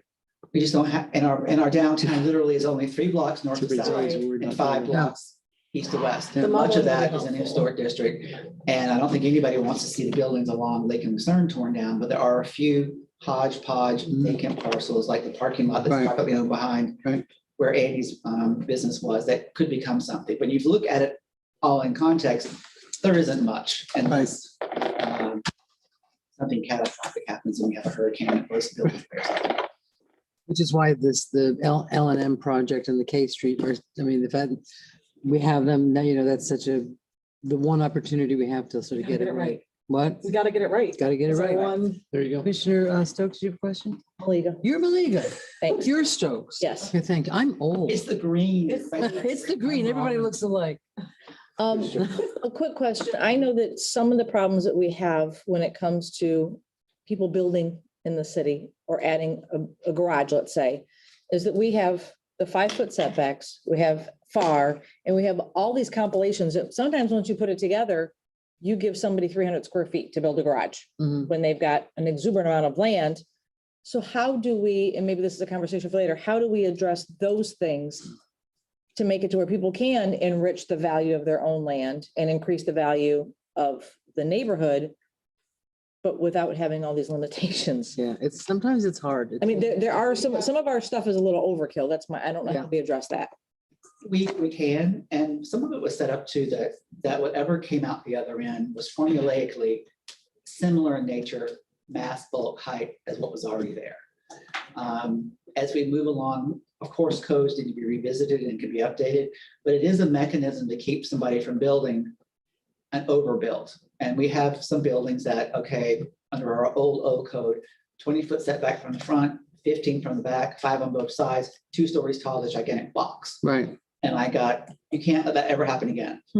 Then I think Mr. McCoy can remember this. We had somebody added on a garage. Oh, that garage, that giant garage. We didn't have a rule that the garage can't be more than bigger than the house. I remember, I know that. I know exactly which property you're talking about. It's shocking when you see it, really.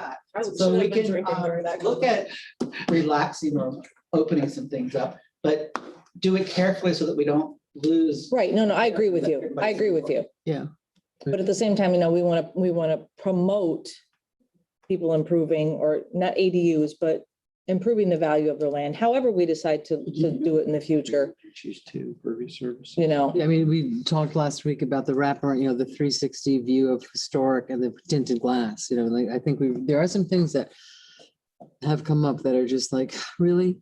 You know, It's just, coming, we're gonna be fixing that. thank you. Okay, perfect. Awesome. Thank you. But my windows will be in already. Thank you for putting this together. And for putting tint on them. How about that? You know what? I've said that to people, just tint the windows. But no, Elizabeth and her husband, her partner, have, it's the whole school of University of Miami has a affection for Lake Worth Beach and how it's evolved and in some ways been lost in time and it hasn't been overrun. And so I think she was very excited to like provide some comment. Yeah. And No, thank you. That was amazing. some more edification, because I was actually rode a bus with her when she was doing the downtown master plan for West Palm and give you some more edification on how some things happened. Because we were there and it was, you know, that's how I got to know her. Huge acquisition of land. Learned the word charrette. Thank you for everything, Lynn. I appreciate it.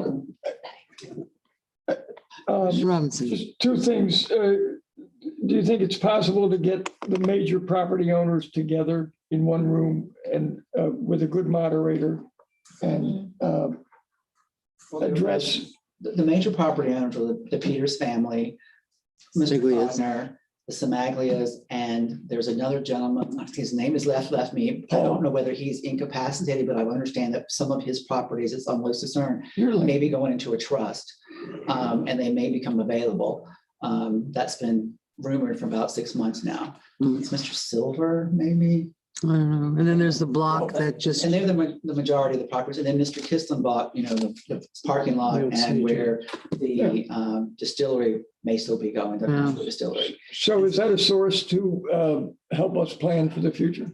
Well, they can be, definitely understanding why they invest in Lake Worth in the first place and what economically makes them hold on to properties. They're stakeholders.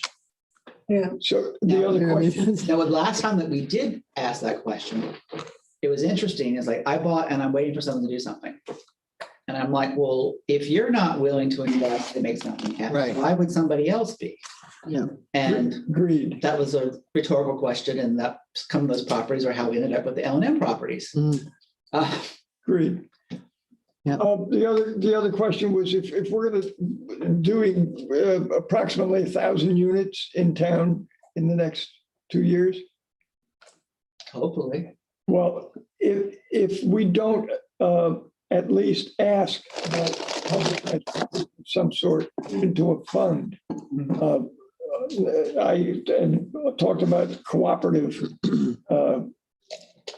shuttles, but I think need to talk about some sort of. Well, running a shuttle, just one certified system that's ready to make a route is going to be at least $250,000 per route.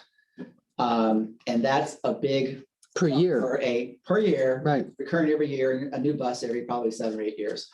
It doesn't have to be a bus. If it's like whatever the trolley, whatever. Appreciate.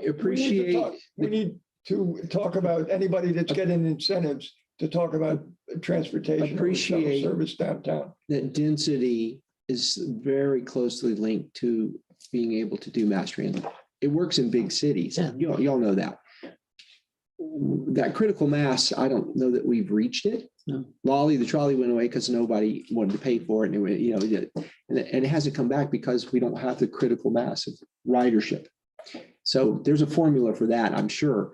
But it's a good thing to plan for. To that point, I just got an update. We've been watching a lawsuit that's occurring and just got filed from the county to Palm Beach Gardens about going away from the impact fee, which is very burdensome on development. It's a big cost for a developer to come into this city because they pay the county's impact fee directly to them for impacts on the roads. And it gets spent to add capacity to roads that aren't in the city because we're a constrained city.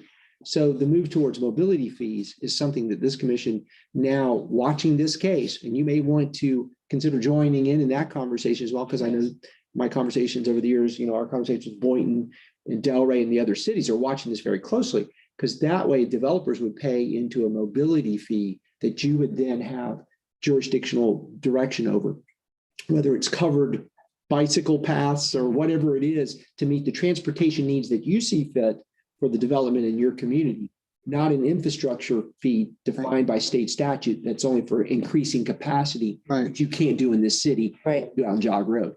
So that's very linked to this whole. Where are they in that process? Just started. It just got filed. The lawsuit? The lawsuit, the county's suing Palm Beach Gardens for doing a mobility fee and not paying them the impact fee. So it's something to watch, and we'll have a conversation. County is suing. I thought Palm Beach Gardens was suing the county. No, the Gardens has been doing it. Okay. Okay, and this is something you need to ramp up, but it ties into this And we conversation. have the that you're having foundation about. set to do a mobility plan, and in our city, the only way to build capacity, as Liz mentioned, is to facilitate other means of mobility. Right, absolutely. Bikes, golf carts, pet shares. I have a go-kart. Golf carts, transit bus, all that. And the other thing, if I could continue, Mayor, I just wanted to compliment staff. As you're starting to really, as you work together with William and Aaron and the crew, the experience, the knowledge base, the thinking way ahead of the curve is becoming more evident. Helping the city organization now facilitate these workshops, these discussions where you can get the community, the stakeholders, everybody at the table. We haven't had that opportunity in many years. It's really time to do it because we've reached a critical point. Because if you don't get this right, two things. 50 years from now is usually the judge you should have on this. People should be coming to Lakewood to say, we want to be like they did it right. The other thing is, you've got to be realistic in how you do this because there is a business aspect in the sense that you can't afford the programming, transportation, police force, all the things that you need as a city if you don't have a business plan. Right. And people of the diversity of people.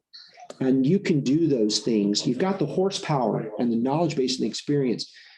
Now let's facilitate that engagement. And it's going to be difficult because you're going to run into those folks that I bought a single family house or I want, everything super this way or that way. Your job is going to be tough because you got to somehow disappoint everyone equally. Right. And sometimes that is the key of leadership is handing people as much disappointment as they can handle. But conversely, on the other side is you're creating a city that is going to go forward into the future for the next 50, 100 years. And you're going to bring in transportation, great planning, housing opportunities. You're going to fix sea level rise. You got job-based economic opportunity. You're going after education. We need to hold the school district accountable for the kids. There's so many things that make up this city. There's so many facets. It's an amazing opportunity. And you sit at that juncture. So I don't want to scare you, but no, it's true. Every decision matters. Everything you do and don't do from here on out matters. Absolutely. So it's awesome. Yeah. I'll shut up. One closing thing.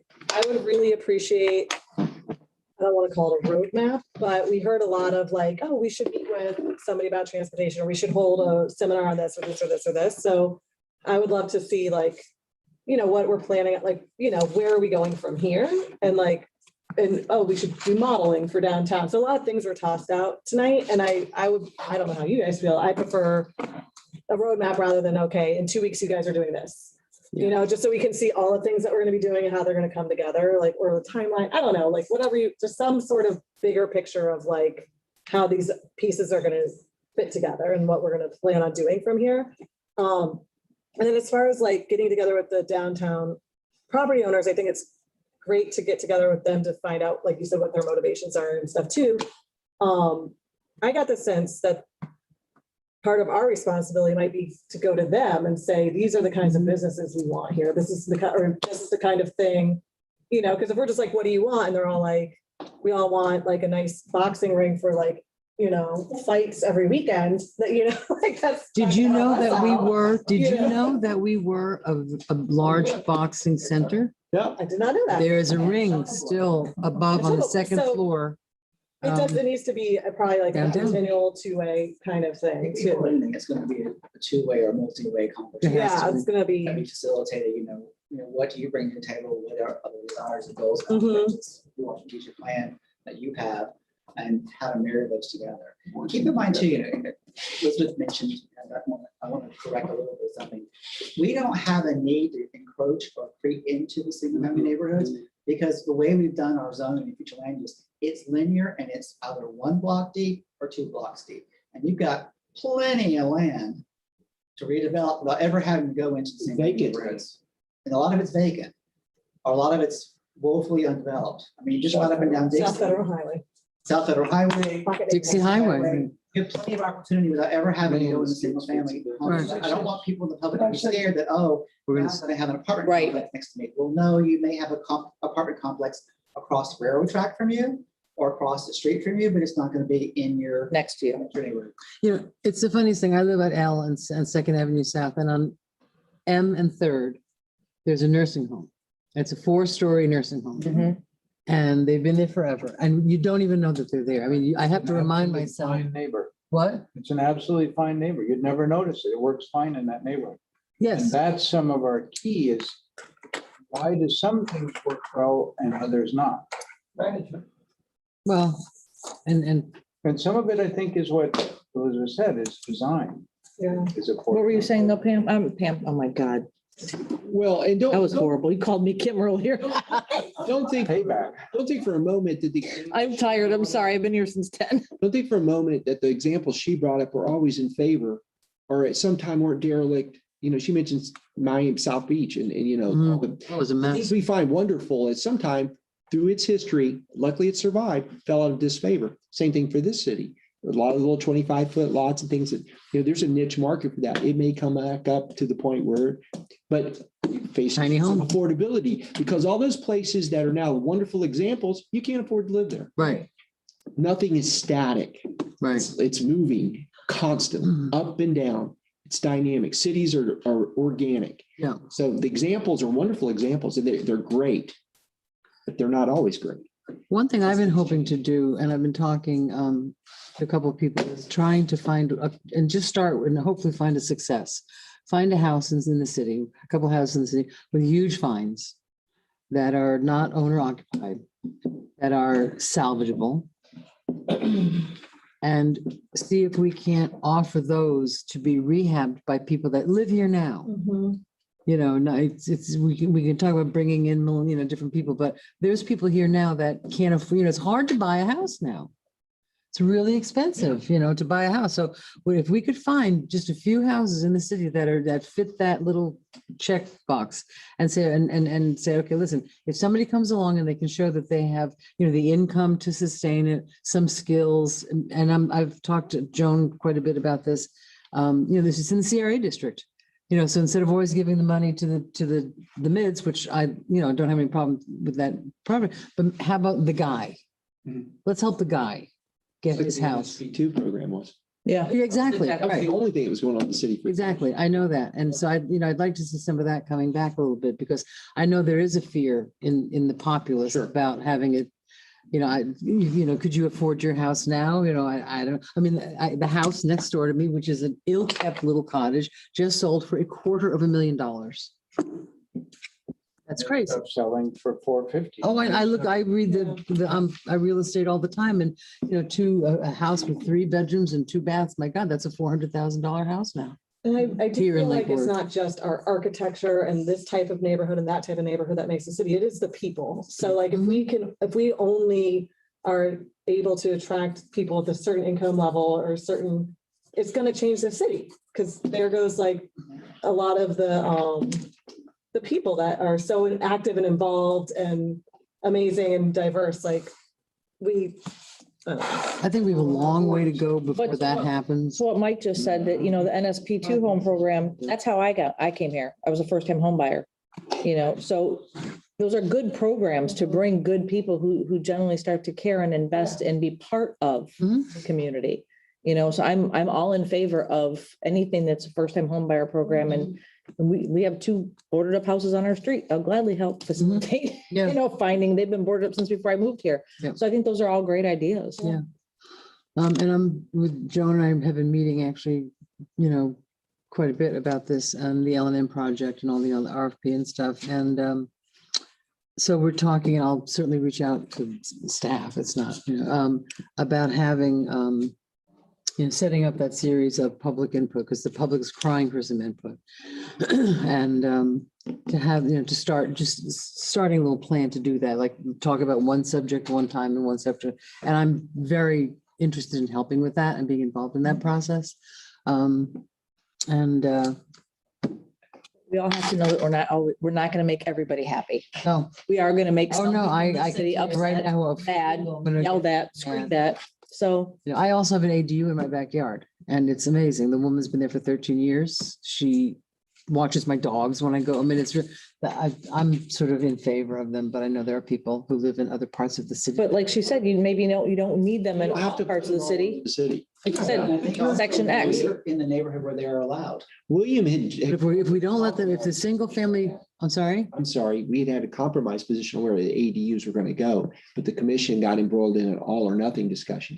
So well, the funny thing is, if you add to your house, if you have a single family house and you want a place where your grandmother could live or somebody take care of me when I get old, I mean, is it like a big secret? All you have to do is put an addition on your house? And you've got the extra room. It doesn't necessarily have to be a separate building in the backyard. It can be an extension of your house, which is separate, and somebody can stay there. You're under like essentially the same roof, because they're connected, but it would serve the same purpose. But then again, that goes back to my question of FAR and setbacks and property lines. Right. It brings you down to, right, you can build this. There's areas where you I'd can like do to it. better understand that example, because what we are facing some of the historic districts is that people are surprised at how much they can build on a 25-foot lot. We already have someone trying to file a lawsuit about a 2-story addition of essentially what is like an ADU, but it really isn't. And I'm like, well, you kind of missed the boat because you didn't file to be an affected party. It's already been approved. I mean, it's already gone down the road. And so we do allow a greater intensity of overall development percentage on a smaller lot versus a bigger lot. And we can probably look at those percentages again, but we haven't really had anybody that I know of complain about not being able to do something unless it was something that was really out of character with the neighborhood where it was. And then that's where I get back to the garage, it's about to be too big or this thing. Like, there are reasons why we have these rules, and we had some bad apples, and unfortunately you're a good apple, but the bad apple rules apply to you. Yep, because you're in the box with the bad apples. And that happens. CRISPR. That happens You're in the all the CRISPR. time in our work. I mean, CRISPR faces it a lot, is that, I mean, we could trust everybody to be a really good upstanding citizen and a property owner. We can get rid of half the rules we have. Yeah. Right, but rules are there because we need the rules. Well, I'm excited about the modeling. I Me think that too. will help a lot with the discussions of the L&M and with the downtown area. We show options. It's not just a free for all. Hey, you person, what is your one dream scenario? It's like we have options and we want feedback on them. And a lot of people, some people will think we're brilliant and some people will think we just missed the mark completely, but that's the joy of being an elected official. I will tell you as well, I was gonna say the Codners are still owners, but the sons now in the last 2 months have taken ownership and the father is no longer. Huh. So I'd love to see that big 2-story building right off of Dixie Highway. That was what's going on with that building? That's a huge building. And I loved going there for antiques. That was part of our design competition too. Was it? And also, Jonah and I have been talking about doing a very simple developer 101 at Performa. And I went to the Urban Land Institute conference 2 years ago, and they went through a whole special day about how a developer arrives at a number. And I'm not going to get into the whole thing, but I worked with developers and had to run modeling of both the architectural design, the cost of construction, what's to come out the other end. And I can do a really simple, just an example of what variables hit and where a developer has to get. And then you can see where a developer is going to look for an incentive or a buy down to keep it affordable. Because right now, based on where our land values are and the average cost of construction, with nothing being thrown in the mix, a studio apartment is probably going to rent around $1,600 to $2,000 a month. Well, that's not affordable. No. I mean, I have staff who can't afford that, and they deserve a nice place to live. And so how do you get that number down? Or you accept the fact that you want a bunch of rich people moving in who like to live in a studio, and that changes the demographic altogether. Right. With Murphy beds. Or out in our marina that doesn't exist in that. Which is crazy. Dumping their stuff in. No problem with rich people, but there's a diversity in the community. So, Yeah, and listen, we have, Lake Worth in 7 square miles has like the poorest of the poor and very, very wealthy. So it's That's why we're a great town. That's why we're a great town. So we love it. We have a downtown that we love. Thank you very much. Thank you. We all have a lot to learn. And I think, from my own perspective, and I do have some experience with this stuff, even just, as we talk about the LDRs and the sometimes to bring it to English, and this is what it means, is a little easier. And so sometimes like this are helpful. That's why I asked this, because she's much more relatable and. No, this was great. Person discussion. Mhm. That's really. I can translate planner. Yeah, right. You speak That's what planner. I liked about her when I first met her. Yeah. She did a good can explain complexities and learning. Commissioner Malia has a comment. Motion to adjourn. Second? It's a workshop. We don't, it's a Oh, workshop. We okay. just go home now. Thank you. Thank you. already walking Go out home the now. door. You don't have to go home, but you can't stay here. It's a consensus. Flash the lights. How does that go? Thank you very much. Thank you. Thank you. William. Yes.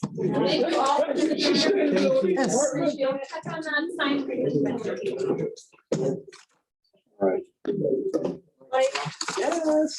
Yes. I forgot to bring this up under something, but Was that? Some of my questions. was talked about having like maybe a Can we Oh, do? you're talking about Lynn? budget series that the commission is working on, working on. She's great. Every Tuesday and You know, we could come and listen. We don't have to say anything. We can learn it. Friday. I said that to, Trying to catch up. That's how this is working. I'm in a different wheelhouse. It's education every day, all day. workshops. Because we have to learn how, I mean, do you know how to read a city budget? For our community. It's a huge time. And it would be recorded. Ed Liberty too, the same. Yes, absolutely. 1 hour a week, we're here, we can present one little snippet of the questions, if we can't make it, watch it. To get into that level, right now, the first workshop on the third, because there was some madness in these particular workshops. This one, we really wanted to have done